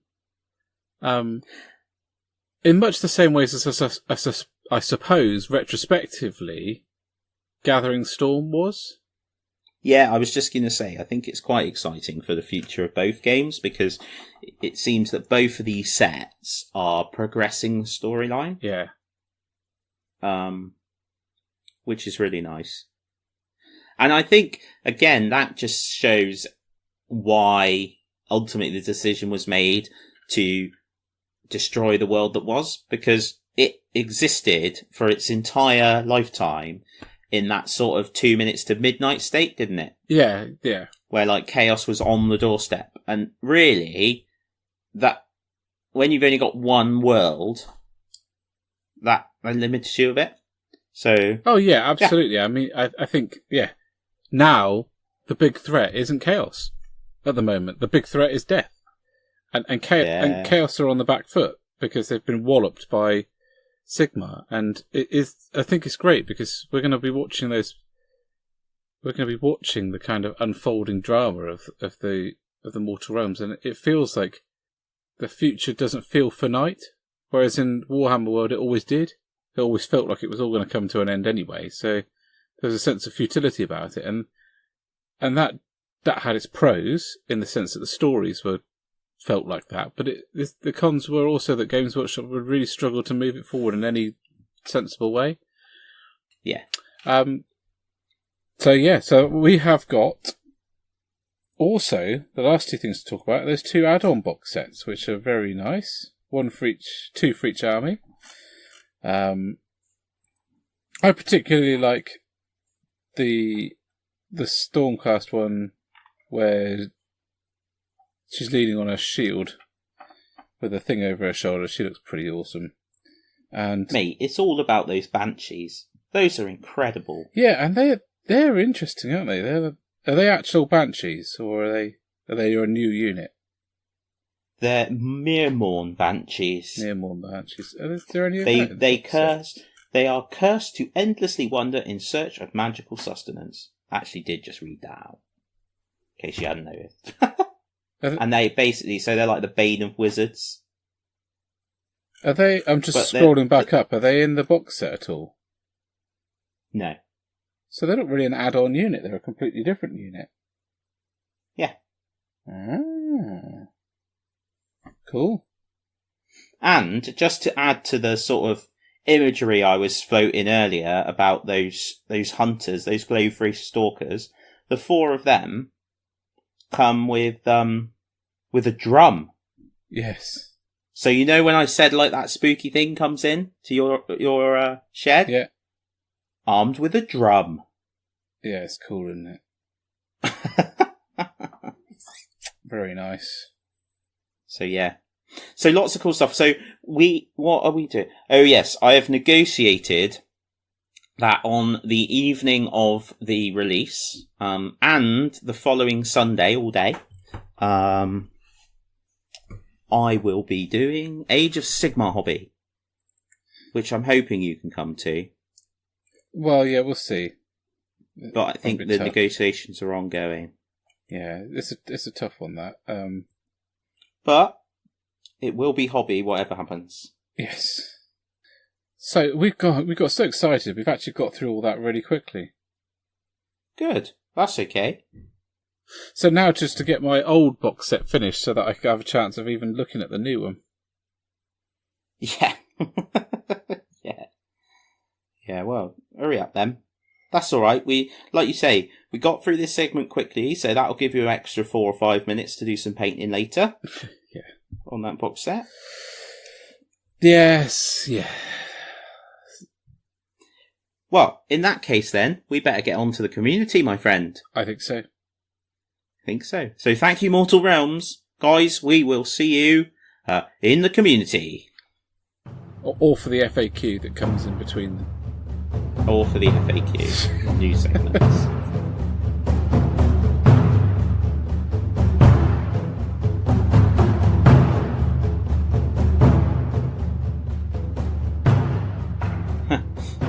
Three, 2, 1. So, we've decided to go back and record a tiny little add-on for Mortal Realms in our FAQ styling. So, piling in. So, last time we talked a lot about the different rules that had been shown, and then we talked about what else we'd like to see.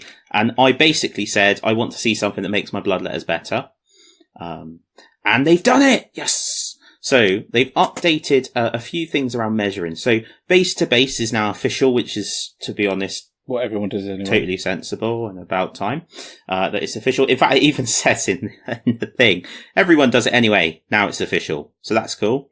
And then the other one is when you're piling in now, you can't finish your move further away than the closest model. Than you started to the closest model, which basically means you can move around. You can go around the model now. Yeah.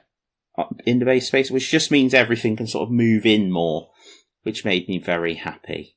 I don't think it made everyone else very happy as much as it made you happy, but I think it's made me very happy. It's a good new addition, isn't it?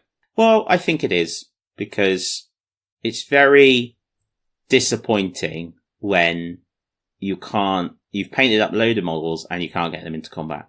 It's different when you've pinned them between 2 pieces of scenery or whatever, because that's your own fault and your opponent has done well tactically. But when it just makes no sense, it drives me up the wall. It does feel a little bit more like, as well, the old Warhammer rules where you had lapping round. Oh yeah. Which I think was that made a lot of sense, and I think this makes a lot of sense too. Yeah. Yep. So yeah. Me too. I think, so that has made me happy. Yes. Good. Well, I think, it's going to be difficult fighting your bloodletters now. So. Good. Get them between 2 pieces of scenery, and that's the only thing you can do. Yeah. Don't worry, mate. They won't have made a rule that can account for my tactical, inability. Oh, you're not that bad, dude. Not that great either.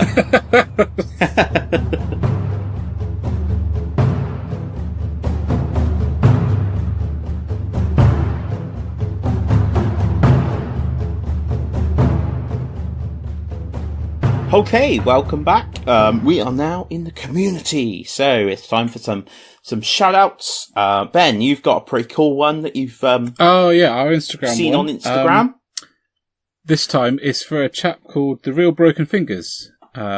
His stuff is a huge inspiration for my weathering, and it's got some really wicked tutorial series of pictures on there that are well worth having a look at to help guide you through how he's weathered his stuff. My particular favourite is his Imperial Fist dude. I don't know if you've had a chance to have a look at them. I think he's just got the weathering absolutely spot on those. The chipping and the dirt, and it's just the balance is absolutely perfect. So for me, he's been someone that I've been following since we started doing the weathering on my Space Wolves, and he's been a really big influence. So, and I've learnt a lot just by reading his tutorial. So I'd like to give him a shout out, and I follow him on Instagram, so I don't know what he is on other places, where he is The Real Broken Fingers, and well worth a look.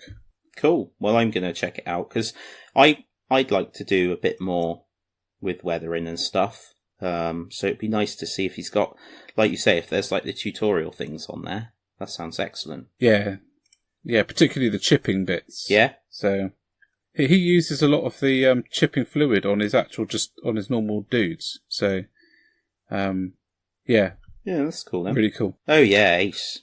Oh, this is really cool. Oh, that guy there with like an eye missing. That's excellent. He's just done a really rather cool squad in black, which I think are Deathwatch, who I came back to when I was looking for a style that I wanted my Deathwatch to be in. So, well, they're not Deathwatch. I don't really know what they are, but they're black, and they're using a lot of the Deathwatch kits. So that's the sort of style I was going for, Dan. Or hoping to go for. It is, isn't it? So yeah, that's really nice. Yeah, take a look at that, guys. Very cool. Yep, check him out. So I wanted to do a shout out to a Facebook group. So it's the Adeptus Titanicus 2017 group, which I only joined recently, as you would imagine from the name. So that's obviously revolving around Adeptus Titanicus. But what I really like is it's so active, and the game's not even out yet. So lots of people talking about it.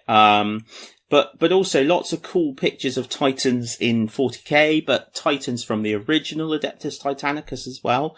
Some really cool sort of old hammer images of the original Titanicus, from back, in White Dwarfs, like goodness knows how far back. I think around sort of 110. Oh, wow. Yeah. So really, really cool, to see that.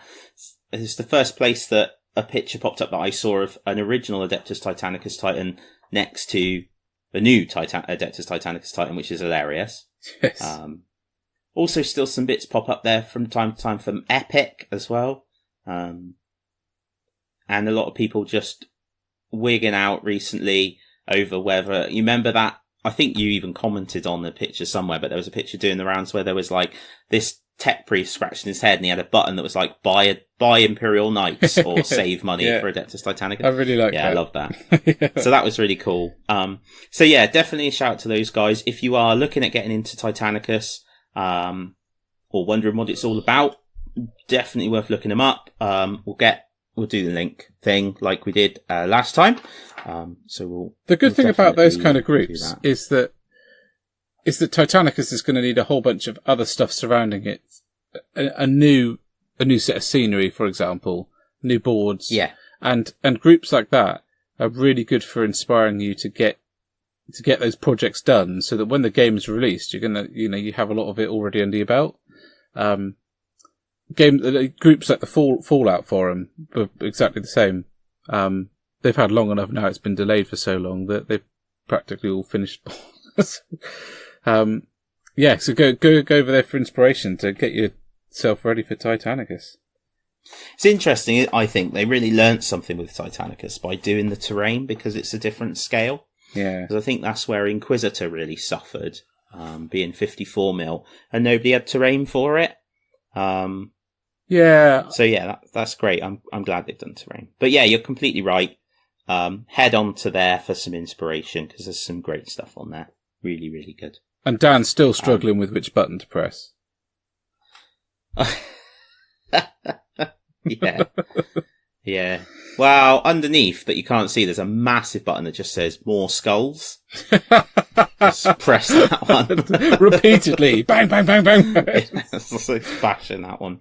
So, as is traditional, we like to go at this point and look at events. Don't we? So, on the events calendar. So, firstly though, bit of a shout out because, it is the Warhammer, or one of the Warhammer Age of Sigmar Grand Tournament heats, this weekend. And Tom Mika has gone through, he's become a finalist, hasn't he? Yeah, he has. Congratulations, Tom. Well done. We just read that this afternoon. That's good. Using the wrong Chaos God, sadly. Got totally confused clearly when in a Games Workshop and purchased Slaanesh box sets. There can't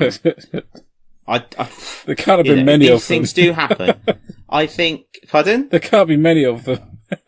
No, I mean, to be fair, he probably like sort of was going through the box set and then caught the eye of the Mask of Slaanesh or something, and she's like done like one of her glamour things and gone, "Ooh, Tommy!"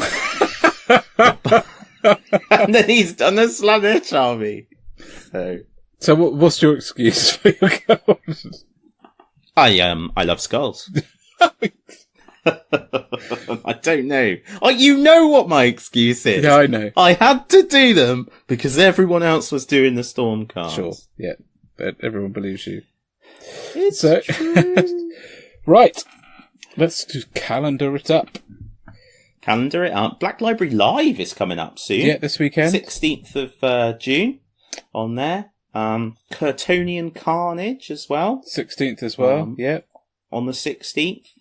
And next weekend, on the 23rd, is Barb's Models and Games is Guild Ball Bash. And then on the note of football, Terror Games, who we really must go over and see Terror Games, dude. At some point. I might make a mission to do that. Are running, I don't know how to say this. I think Tumble Terror Games. Tum BBL, whatever, however you say that. Tum Blood Bowl or something like that. Terror Games is a Blood Bowl tournament that they're running, every Thursday evening, for this. No. That BBL must be Blood Bowl League, mustn't it? Yeah, but what's the Tum? I don't know, but it's not going to be one word, is it? Right, okay. Pronounced as one word. Tum BBL. That's what I said. No, you went Tumble. Tumble. Yeah, alright. Tumble. Terror Games. Okay. The Blood Bowl League in Terror Games. There's a blood. We should go back, by the way, because I mentioned Curtonian Carnage. I didn't even say what it was. Curtonian Carnage is a 40k tournament, everyone, and that's on the 16th. And the 2,000 points, maximum of 3 detachments. And Sustained Fire are going up to that, so that'd be cool to watch. Lock up your mothers. Don't even. Best not go there. I'm sorry. Right. It stands for Terror's Ultimate Mayhem Blood Bowl League. Brilliant. There you go. That's cool. I can understand why they've put it as an acronym now. So looking forward a tiny bit forward. Saturday the 7th and 8th of July is Geekfest 4, and that is down in Heartlands, which is a mining museum and sort of event centre down in the centre of Cornwall. So that's going to be pretty cool. And Dan and I are going to be there to talk about setting up a podcast, which is just what they did, dude, is they went I should want viewers to have a professional podcasting team that know absolutely how to do it and will be able to answer all their questions. And then they tried all of them and they weren't available. So Yeah. Yes. And there's a cool event. Big Southwest Crash. It's on the Saturday the 7th of July and Sunday the 7th of July.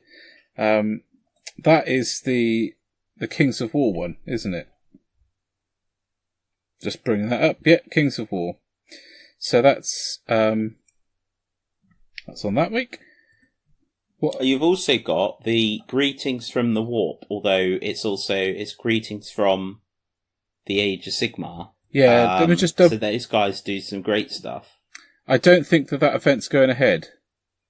Oh. I think they've moved the date of that, but I've left it on there because it is going ahead, but not on that date. Okay. And so I need to change that. So, looking a little bit forward to the 21st is Attack 2018. Which is the devises, is how I said it, but you live closer, so you might have heard it said better. How do you say that? Devise? I'm not risking being the one that comes up with a pronunciation for things. So the Devices group, which is a very active... Divises. No, I've just made that up. Very active wargames group. Silly. Sorry. Oh, for crying out loud, the internet won't work, man, so I can't look up. So that's Attack 2018. They run like a nice big event. And then there's the 22nd, the Turanian Open War at Terra Games. And that takes us pretty much to the end of July. Oh, no, hang on. This is some craziness going on here. There's a 24-hour board game marathon in Wincanton, which sounds absolutely knackering. Like a game of Axis and Allies. Yes. To be honest. That is sick. I mean, that's going to be for the people who are got much more fortitude than me. So that's on Saturday the 28th of July, along with the X-Wing Store Championships at Curtain Games. So there's a nice busy July and June for everyone. Well, and also, let's not forget, the 15th of July, I think it's a Sunday, is the Forge World Open Day. Oh, yes. Yeah. That I will certainly be going to. Then the base is coming for all your basing needs. 15th of July? Yeah. That's going to be... that's going to have a lot of the Titanicus stuff there, isn't it? Yeah, well, I'm hoping to see some of that, and I'm hoping to see... possibly some more information about the Lord of the Rings thing. Yeah. Box set that we haven't even discussed. But we can't discuss everything. No, that's going to be really exciting.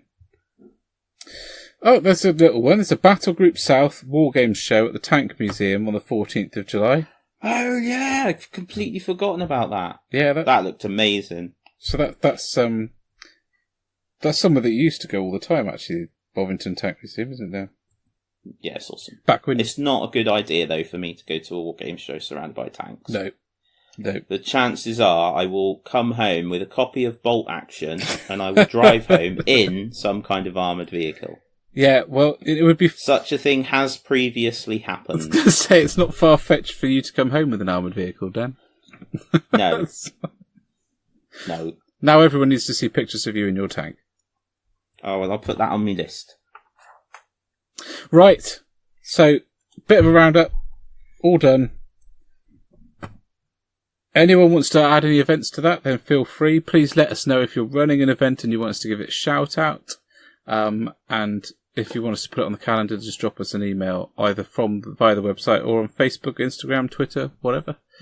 And because we want this to be as useful for people as possible, really. Cool. So it's now time to go into the wilds, where we're going to have a chat with Shades of Chaos Games.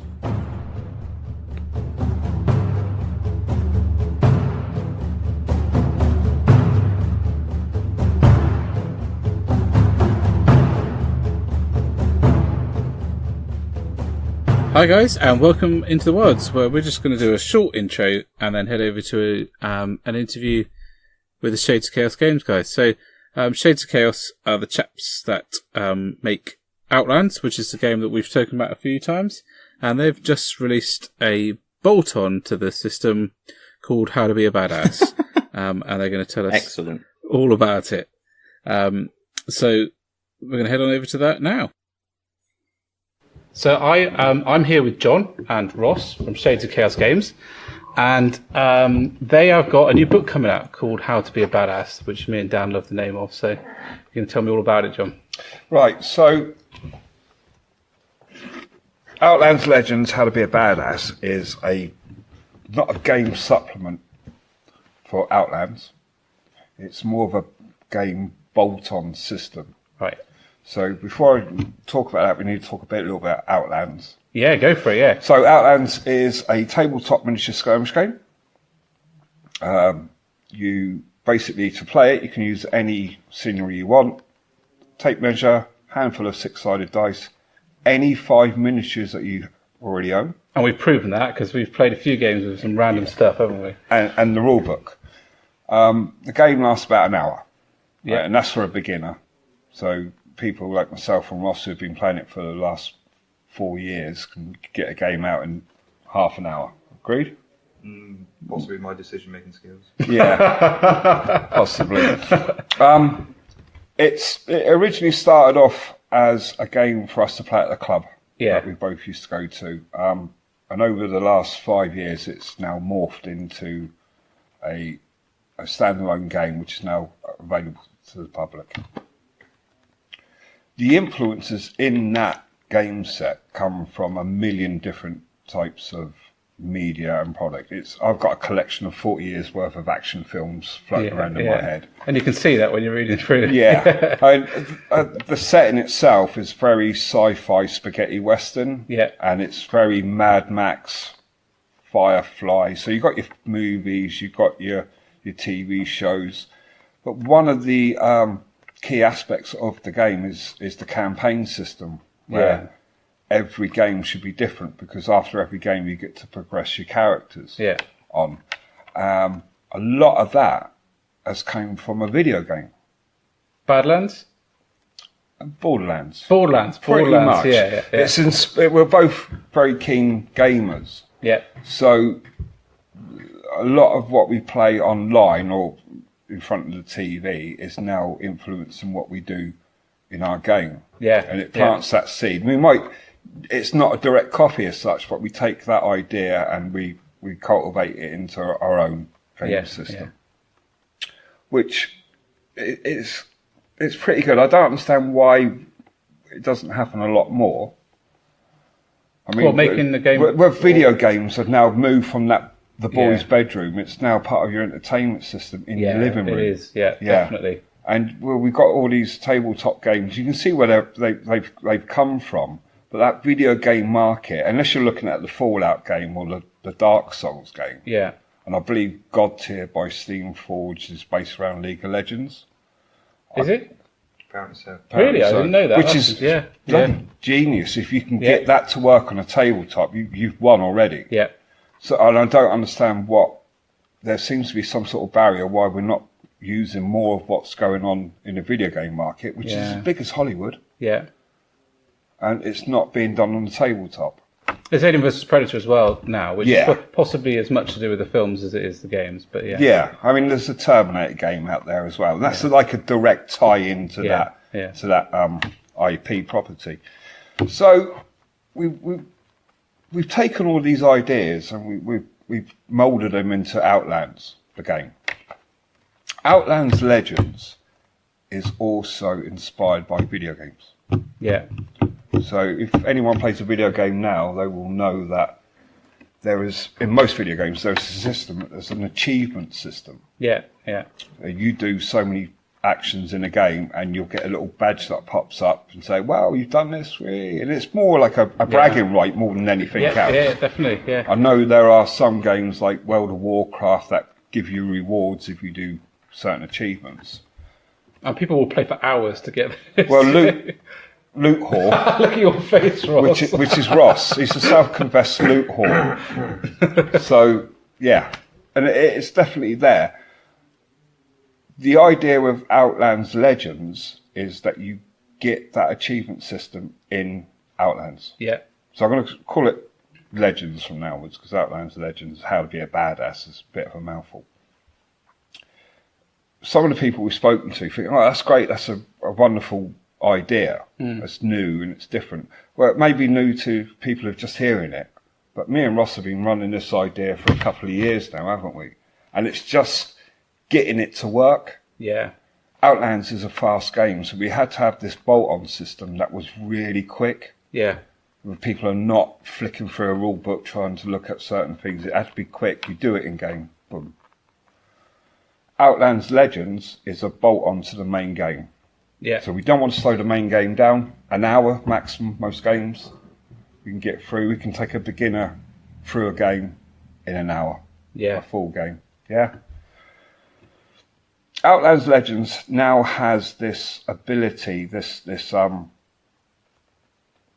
add-on system to Outlands. And in the Legends rulebook, there are certain types of abilities. You've got your character achievements, your team achievements, your bonus achievements, and your badass points. So I'll come back to the badass points. Your game will typically have 5 models per side, and the character achievements relate to those models. Yeah. So you can take 2 achievements. You pick your achievements to go with your model. That's more to do with the progression system. It's building that character up. So, for an example, and I'll try and find my favourite one. If I've got a model with Revive,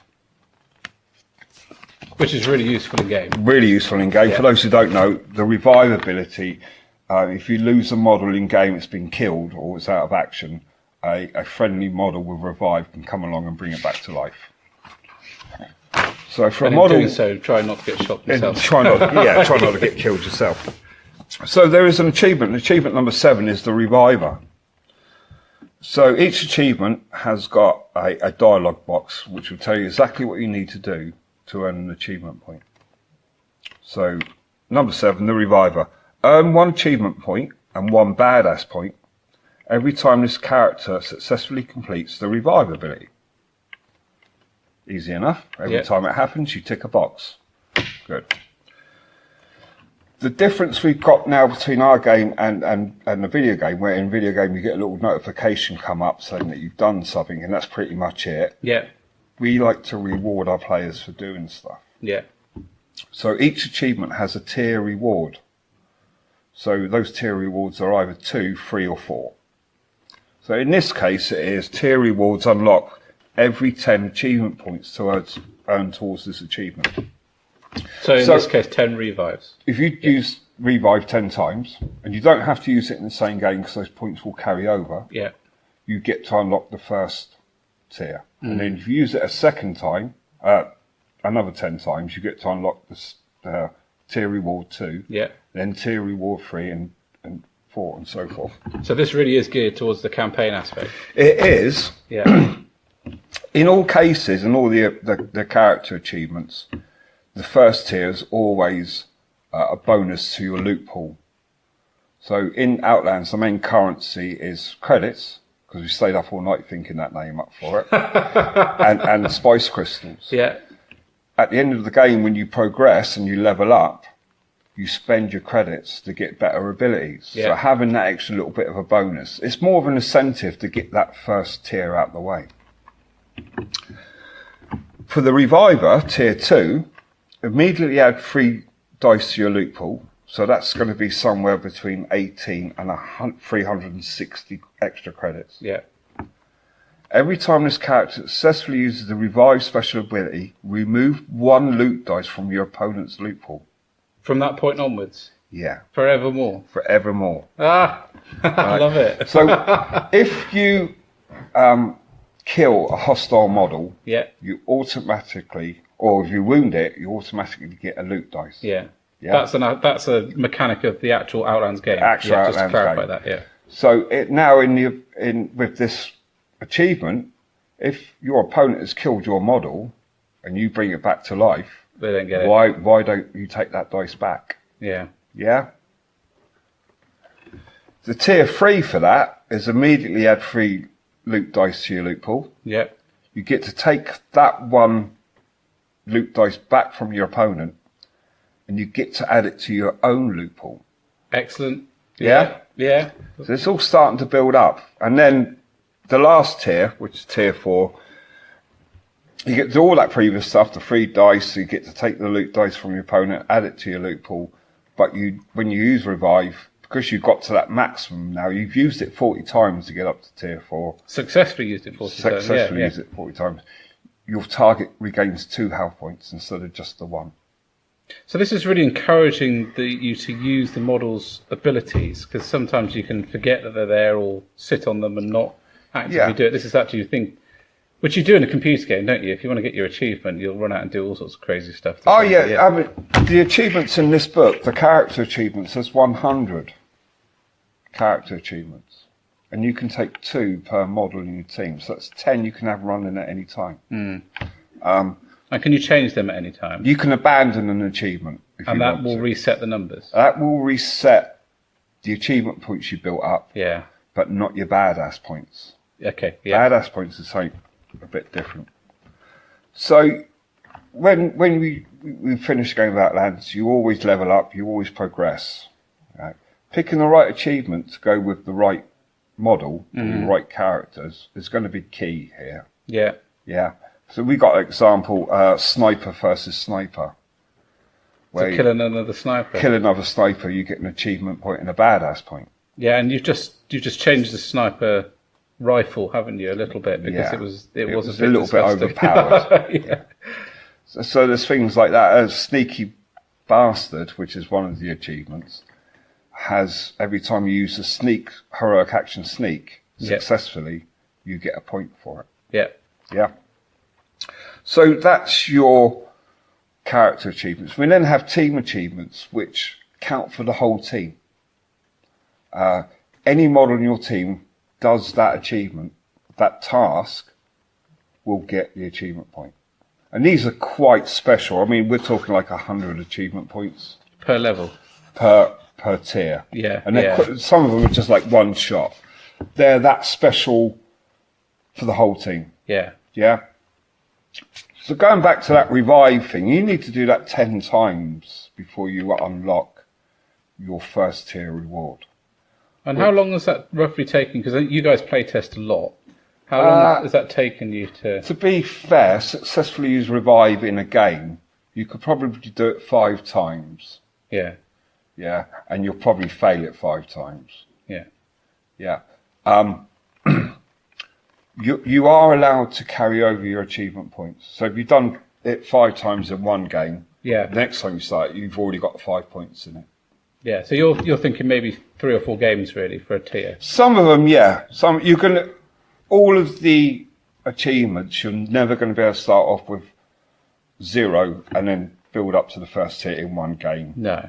No. We like to give our players something for doing stuff, but we don't like to give it away for free. Yeah. Yeah. Well, Ross might like to give stuff away for free. But We will go there. yeah, we won't go down that road. So, you got your character achievements, you've got your team achievements, and we've got bonus achievements. Now, bonus achievements, there are no bonus achievements in the Legends book. Bonus achievements relate more to specific missions. Right. Yeah. So in mission 1, if you get the mission pack, you've got Murder on Main Street. There will be an achievement to go with that Murder on Main Street. And that's a pack you can get from your site, isn't Yeah, it? you can download that for free. The original 6 missions you can get, or in fact, you can get all of our missions for free, can't you? So our content update, the Outlands Chronicles, always has at least 1 mission in it. Yeah. And I think we're on to mission 14 at the minute. The Shard? Yeah. Yeah, it's going to be. It's either going to be next couple of days. The next patch is going to come out. Yeah. The follow-on patch from that we're going to compile a list of bonus achievements. Your bonus achievements run alongside your main character achievements. Yeah. At the end of that mission, you automatically abandon that achievement, but you get to keep the points. Right. Yeah. That's going back to where we wanted every game to be different. Yeah. And Yeah. one of the things I will say about the system is every game is different. Yeah. It's nothing to do with the terrain or the scenery or even the scenario. It creates those atmospheric, cinematic moments. It's epic moments. Yeah. That we look, because you always remember the epic stuff. Yeah, you do. Yeah. And I personally think it's because of the action-reaction thing. I think that... Well, that's core to the system. It is, yeah. That keeps both players into it. There's a lot of games out there that do have a reaction system in it, but it always, sometimes, I don't say always, it sometimes feels like it's been bolted on as an afterthought. Well, the reaction system in Outlands is the backbone of the system. Yeah. Yeah, it keeps both players engaged at the same time. Yeah. Which is pretty cool. Especially when it comes to the epic fails. Yeah. Yeah. Well, I think it's really hard for a game to do that, and it's not often you come across a game where you don't sit back on your turn and become a very passive part of the game, other than to sort of cheer the opponent on, which I try and do because I think that adds a lot to it. But when you're actively in the game all the time, I think that's quite an achievement for a game, to be honest. Yeah, we've all been there. We used to play Warhammer Fantasy. Yeah. And you play 2000, and you spend the first 45 minutes waiting for your guy to set your friend to set his models up. Yeah. And then you spend the next 45 minutes where they're moving and shooting, and you're just sitting there. And you're looking at a number every now and then to check your defence. Yeah. And we're living in a world now where people just don't have that time to do it. No, so you want to be engaged from the You want to be engaged from the very beginning, play a game quickly. Our club nights are normally 4 to 5 hours long, and we can get 3 games in easily, quite easily. Well, I often turn up at 8, and by 11 I've played 2 games. Yeah.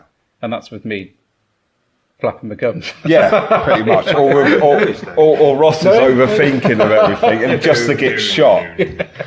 By keeping that element in there, it's that surprise factor as well, because you don't know if your opponent's going to make a reaction to what you do. No. And you're sitting there watching the build up the reaction dice. And you're thinking, do I really want to risk running out and getting shot at? Well, that's it. So those bonus achievements, going back to the bonus achievements, will be for missions. Yeah. Yeah. It's just to give it that little bit of an extra kick to it. Yeah. Which brings me to the badass points. Now, to complete an achievement from start to finish in one game is impossible. You're either cheating if you do, or you're playing someone who's just not even there. Yeah. They're just not even interested in what's going on. Every time you get an achievement point, you get a badass point. Everyone. Every achievement. So when your model gets an achievement point, all right, yeah, it also earns a badass point. Okay. And your badass points collect up. Yeah. And it's for your whole team. And this accumulates from game to game. It accumulates. When you work out your income, your credits for each game, which is you add all your dice together and you times it by 20 and so, you then add your badass points. So in your first game you try it, you might have 5 badass points. In your second game you might have 10 or 12 or 14. 14 badass points is going to buy you a grenade if you need it.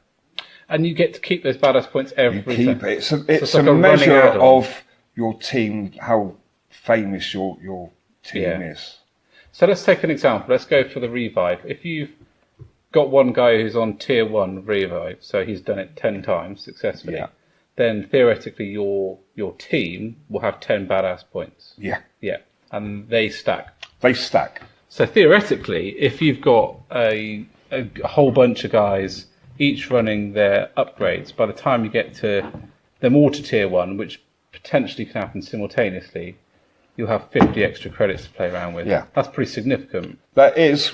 Well, we're now getting to the end of phase 1 of Outlands and starting to look at phase 2. And phase 2 will start with book 2. Right.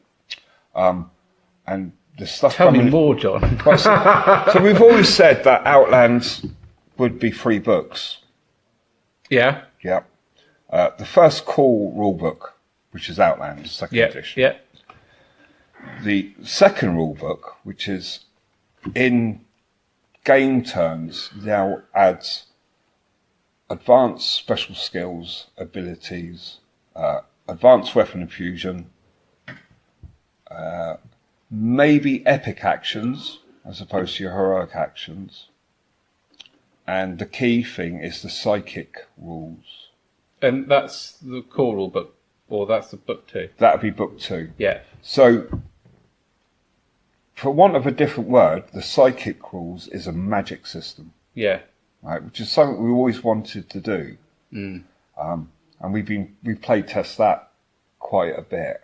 And anyone who's seen the Outlands Chronicle patch notes, the free content stuff that we put out, will notice that some of our special characters have now started to show some psychic abilities. Yeah. Amber Templeton, I think one of them was, could teleport across the board. Oh, and she did. And she did. And in the latest patch, we've got the Carnage twins, which are 2 10-year-old psychopaths. One of them's really good at ranged attacks, the other one's really good at close combat. Right. And they can swap positions on the board. That's pretty cool. So one of them gets into I'm thinking more like heroes. That's what's coming into my head. You know, there's characters with those unique abilities. Well, what you'll As in find, Heroes, the TV series. What you'll find is you'll only be allowed to fill 1 psychic at a time. And although it's a magic system, you're not going to be able to conjure fireballs and throw them at your opponent. Oh. No. They're more of a beneficial type a trait. You meant their miniatures, right? Sorry? You meant fireballs at their miniatures, not your opponent. Well, it depends who it is. I won't beat around the bush. There's lots of people I would like to. It doesn't even have to be fireball. I can find a good monkey. I can arm one of them. And that will open that up, and that's the start of phase 2. Yeah. And I'm also kind of hoping that we can put a 6-mission campaign at the beginning of that phase 2, which will close down phase 1. Right, so that 6 mission will be for 2 players, and you can start off with a brand new team, and by the end of it, you'll come out and one of them will be a psychic. Okay, yeah. So doing that opens up a whole new door for us, because when Outlands first started, believe it or not, it was for a fantasy game. All right, yeah. The first ever playthrough was myself and Pimp Dog, and it was high elves against dwarves. So what made you change it to this? A number of factors. It was people at the club we were playing were more into the sci-fi type of games. So more sci-fi models. Yeah. I think that generally is a rule. Yeah, I think so too.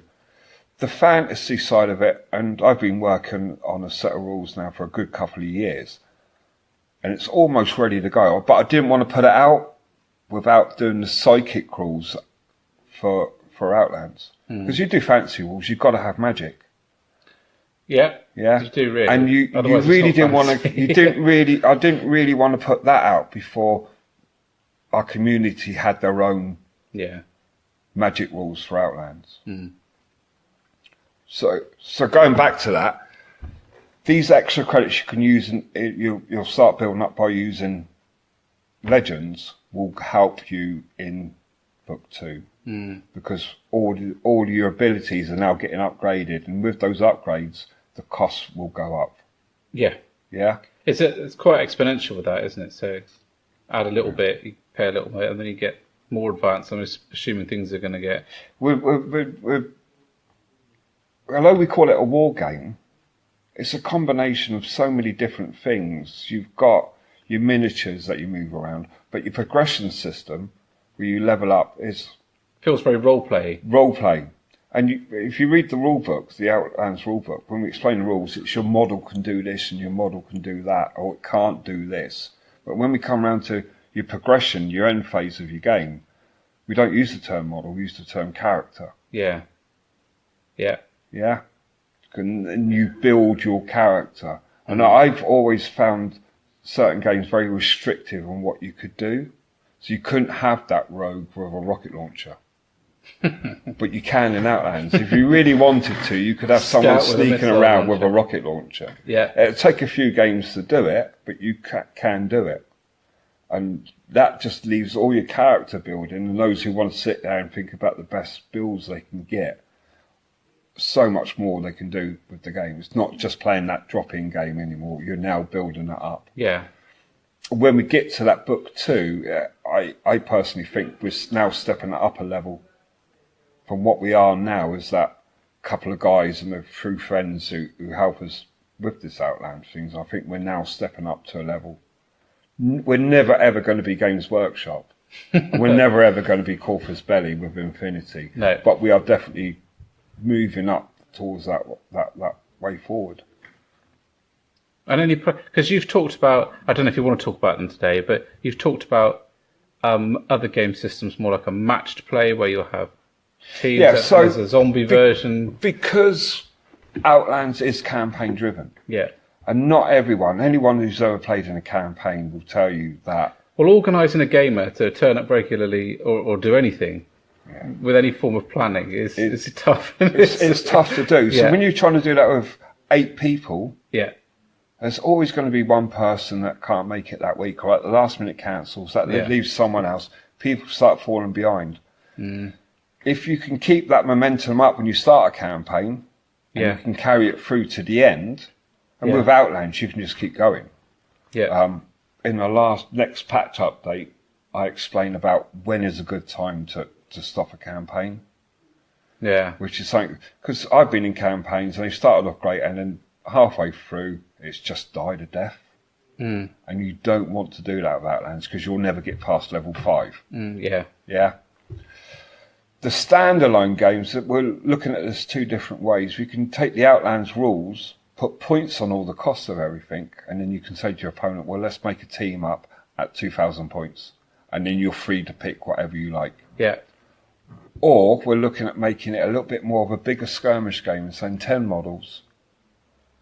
But that would mean a massive dent to our core rule system as it is, and then rebuild around that to get it. So I think for the moment we're just going to put out something, a quick, this is how you play a one-off game. Yeah, the 5 models. 5 models. The zombie game that you mentioned, Ross, do you want to have some input on this? The zombie game that we all seem to screw each other over. Yeah. See, it's not about killing zombies, John. It's about how well you can screw up your best mate on the other side of the table. Yeah, pretty much. Yeah. The problem with the zombie gamers is where Outlands has been designed for existing gamers. So you've already got 5 models. You've got tape measure and you've got a handful of dice and some scenery. But not everyone has got a bunch of zombies. Not everyone's got zombies. Yeah. And that's the thing. And the key thing that I want to keep is get the rules and you've got everything else. Yeah, yeah. That really is true. I mean, you get the rules and you can just play stuff straight away. Yeah. Anyone who plays 40k or Infinity or War Machine, any of them, you can practically get going. Yeah. Me and Ross have played games where we've had 80 zombies running around the board. Oh, God. It's a lot of fun. We've had to cut down the rules a little bit to keep the speed in, because at some point you're running around with 80 zombies. And I'm lucky, I'm in a position where I have 80 zombies models. Yeah. Not everyone's got that. No. And that's that extra investment that people would have to go to play that game. And typically when you look at any type of hobby, particularly wargaming in our hobby, is your investment is your time and your money. And zombies are a bit of both of that, really, Yeah. because there's a lot of them. A lot of them, you need to paint them up. I can't control the time you put into your hobby, but I can have a say, if you're going to get into the Outlands hobby, how much money that's going to cost you. Yeah. And I won't beat around the bush. We don't do it to make a living. No. We've both got jobs. This is any profit we do make goes into the next free update or stuff like that. That zombie game if you haven't got the zombies, you're going to have to get them. So you could possibly use other models, but you have to be a clear indication of what is actually a zombie and what is actually zombies. But they look so much better when it is zombies, doesn't it? Thankfully, there is several companies out there. Yeah, I mean, Mantic do a great range of... And relatively cheap. I think TT did as well. Zombie pack. I'm not entirely sure. And the zombies board game. Yeah, if you've got Zombicide and The Walking Dead, you've got zombies to start. Project Z is what you're thinking of. Nice. So, but having 80 zombies is quite an investment. Yeah. Of anyone's money, and I don't want that. No. I don't want people Feeling like they have to do that. have to do it. You know. But you could always release it for the people who do. Yeah, I mean, we're looking at different ways of scaling it down. So maybe you can start off with a small infestation of zombies and like 20 zombies. And just keep every time a zombie dies, you just recycle it back into the game. Yeah. But it gets out. It's a fun game. Well, initially it's quite slow paced. First couple of turns, a few zombies spawn from each point. What could possibly go wrong? And then like turn 3 or 4, there's 80 zombies. Yeah. Oh yeah. And you're on a rooftop and you can't get down. Which has happened. Yeah. But you've got your supplies, so Yeah, good. So yeah, there's that. That may or may not happen. I've got to be honest. I'm still I have a bit of a conflict with people investing that money into. Yeah. Which is, to be fair, a game that started off on the back of a beer mat one Friday night. Fantasy rules, that will happen. How that affects the long-term running of that fantasy set. Yeah. It really depends on how people take it on board. So our free updates now, we call the Outland Chronicles, are starting to get to 20 pages. Yeah. And although we don't charge for it, if we were to continue doing that and then do the same for a fantasy game, you're then talking at 40 pages. Yeah. Yeah. Or per chronicle. Per chronicle. Yeah. Which and we do it in our free time. My investment in it, my time into it, doesn't cost anything. No. But it's now getting to the stage where it's taking a bigger chunk of my free time, where I could be doing other things, like writing rules about pirates and stuff like that. Not to give a bit of a hint away. So that all these little things I need to take into consideration before I really want to say, yeah, we'll do this. And it's not just me and Ross. We've got Kev Beaches, who does a lot of the background writing. There's Claire who helps out. Nick's going to start helping out, Nick Harwood. And they're all everyone does it for free. Yeah. On the principle that whatever we do make goes straight back into the project, the Outlands project, or the next project. And there's always a problem with spreading yourself too thin, isn't there? You can either focus on, the few games and get them right, or spread yourself thinner and thinner. Thinner. Yeah. Games like the zombie game would be it. That rule set would come out, and there would be nothing else to go with it. Yeah. If the Pirates game comes out, that would be the same. Fantasy's a bit different because you can go in so many directions with fantasy. And I really, really want to do the fantasy side of things. So, yeah. And that's one where most people who play wargaming could knock together 5 fantasy models without much trouble, especially if you're a role player. Yeah. Or play Age of Sigmar or you Kings of War or whatever. Yeah, you can do. You can take any models you want. That's the joy of the system. You can just use any models you want. And by doing so, because the important thing, you don't care what your model actually looks like. Yeah, you could have 5 Space Marines if you wanted. You could do. Yeah. I mean, myself and you have played a game where you had your ramshackle mutant things. Models against things against Judge Dredd. Judge Dredd, my old Judge Dredd models. Yeah. And you can take the core rule set and put it in any setting you want. Yeah. We've had it in. I've seen a game where it was World War II. Germans against the Russians. Yeah. And it was Enemy at the Gates, based around that film Enemy at the Gates. Everyone had a sniper rifle. And that was good. It breaks down a bit when you start to go to fantasy, because fantasy is more in your face stabbing someone with a sword than you are shooting someone. Yeah. Well, with sci-fi games, it's more range attacks, getting that firepower going, and it is. I don't know. There's been the odd occasion with ladies with chainswords. Yeah, all right. We won't go that way. How did that go for you? It didn't go very well for me, no. And that's just outside of the hobby. Ladies with chainsaws, yeah. So that's where that's going.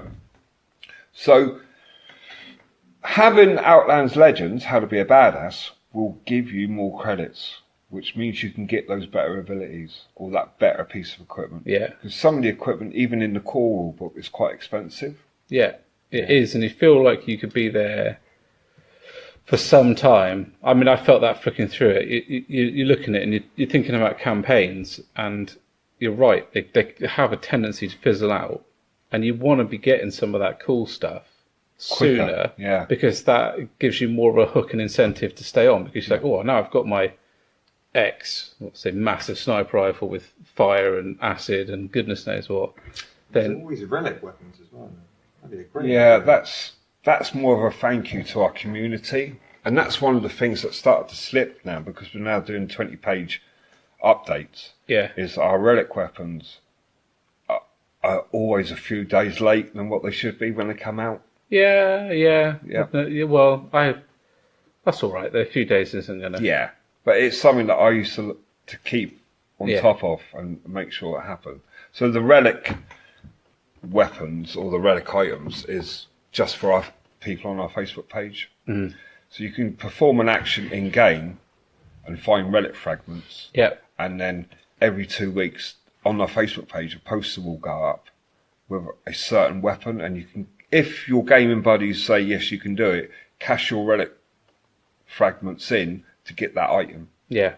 But that item's only there for 2 weeks, and then it's gone. It's deleted. But once you bought it, you've got it. And that's one of the things I like about Outlands, is that it feels very much like you play it with mates, and it's about building that narrative with each other and using the relic weapons, like you said, if you all agree, because you'll create a story together. And I think that really plays into it very nicely. And I think it's, as a game system, one of the most enjoyable Facebook pages to follow, because you're driving that all the time with things like relic weapons. Our Facebook page is our main communication to our community, and we don't sit behind a wall. If someone wants to speak to us, they can go to the Facebook page and message myself, Ross, or even Kev. Yeah. Although he'll probably tell you more about the ins and outs of a psychopathic 10-year-old that he's writing about than the actual rules. But that's our engagement with them. Yeah. And we wouldn't be in this position now if it wasn't for our community. It's only a small community that we've got, but it's priceless. Yeah. And it's, once you got them, yeah. And that's, you can't, I don't think if someone came up to me now, if someone came up to me £1 million and said, I want to buy your community, they could have it. and I'd be gone. But I say it's priceless, because it's those people who push our game out. Yeah.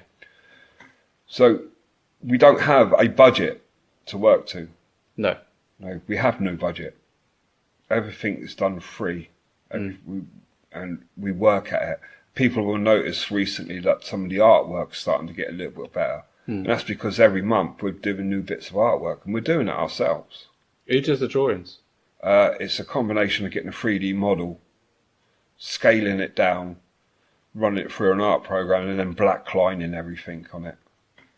Which is a real pain in the arse. You've got arthritis in your thumbs, but it happens. But people will start to notice that the last cover for the patch update had a car exploding. If you looked at it close enough, you could see it. And that was all done for a 3D program, but that all had to be set up. And that's something that we're learning as we go along. Yeah. Yeah. I can speak for that. Yeah. These things are often about learning as you go. Yeah. And sometimes it's really daunting. Oh, but because it's a passion of ours, Outlands, it makes it fun as well. Yeah.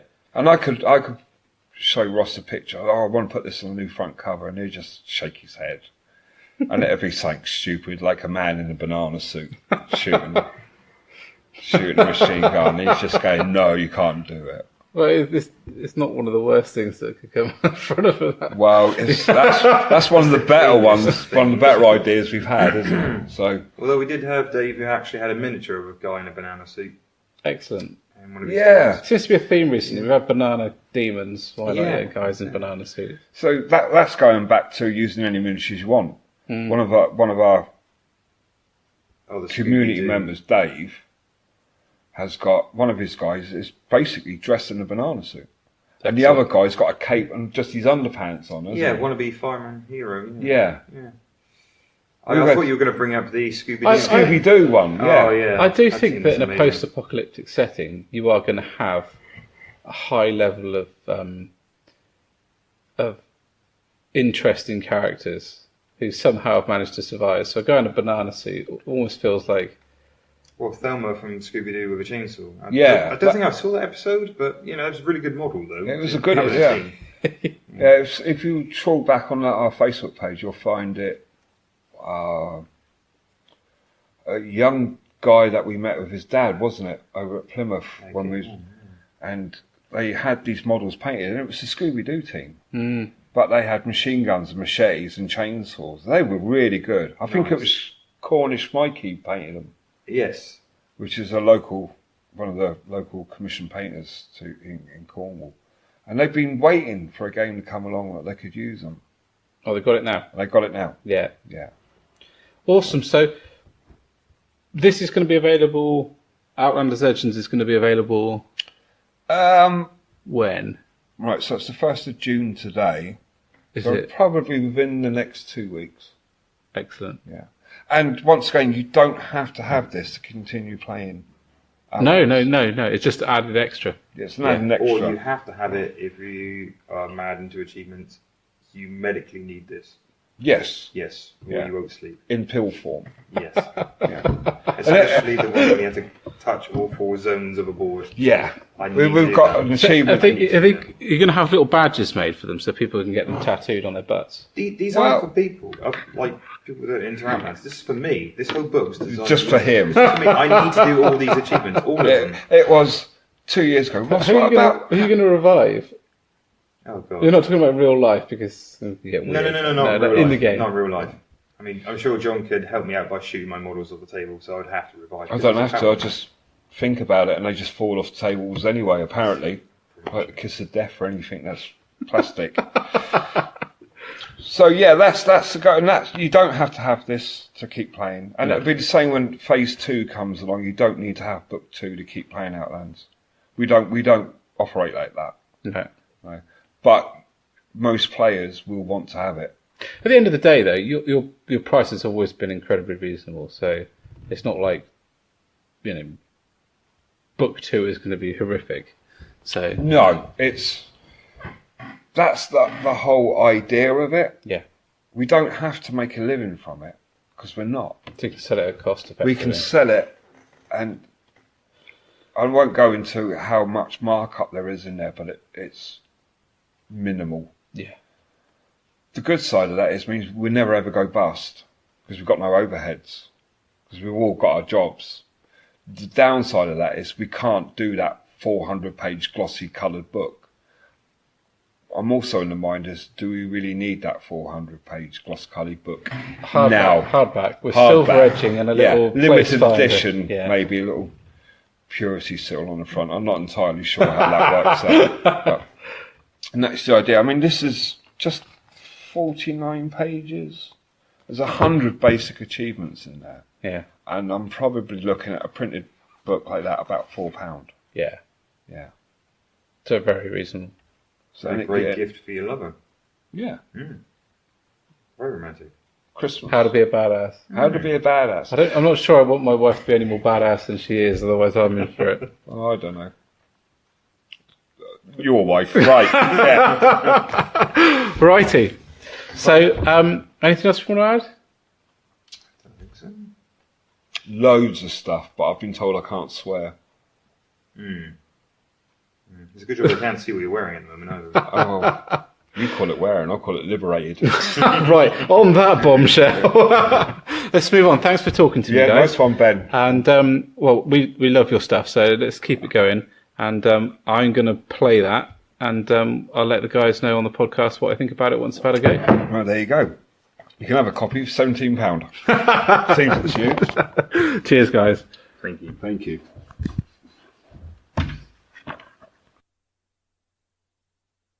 So there we go. 45 minutes later, and I certainly have a clearer understanding of where Outlands came from, and a much better understanding of how to be a badass. I'm quite excited about implementing those rules into the games that we play. And hopefully, by the time people are listening to this, I will also have the same more in-depth understanding of where it came from, because I'll have listened to the interview by then. Hurrah! So, and just to wrap things up, we have a presence on Instagram, Facebook, Twitter, and YouTube. So we love interaction. So come and give us a shout, ask questions. If you want us to talk about something on the next podcast, then, leave us a message asking about it. If you want to tell us if we've got something completely wrong, leave us a message. That's going to be a long thread. But yeah, we're there. We're at the 2P's podcast on all three of those. So not hard to find, really. Awesome. Nice to see you, Dan. Or nice to talk to you. Yeah, nice to talk to you, buddy. Probably chat to you within the next couple of days anyway. So. I would expect so. Yeah, once every 2 weeks, just not enough for awesome. No, we really ought to record some of the other conversations and just put them up. I know, we'd have years worth of material. Yeah, problem is we can never distill it down into a podcast, and by the time we come to the podcast, something else has come along and we've forgotten about what it is we were talking about. Well, and also I say far too many inappropriate comments about your wife for a PG-rated podcast, so we can't record that. Right, on that bombshell. Guys, thank you for joining us. Have a great couple of hobby weeks.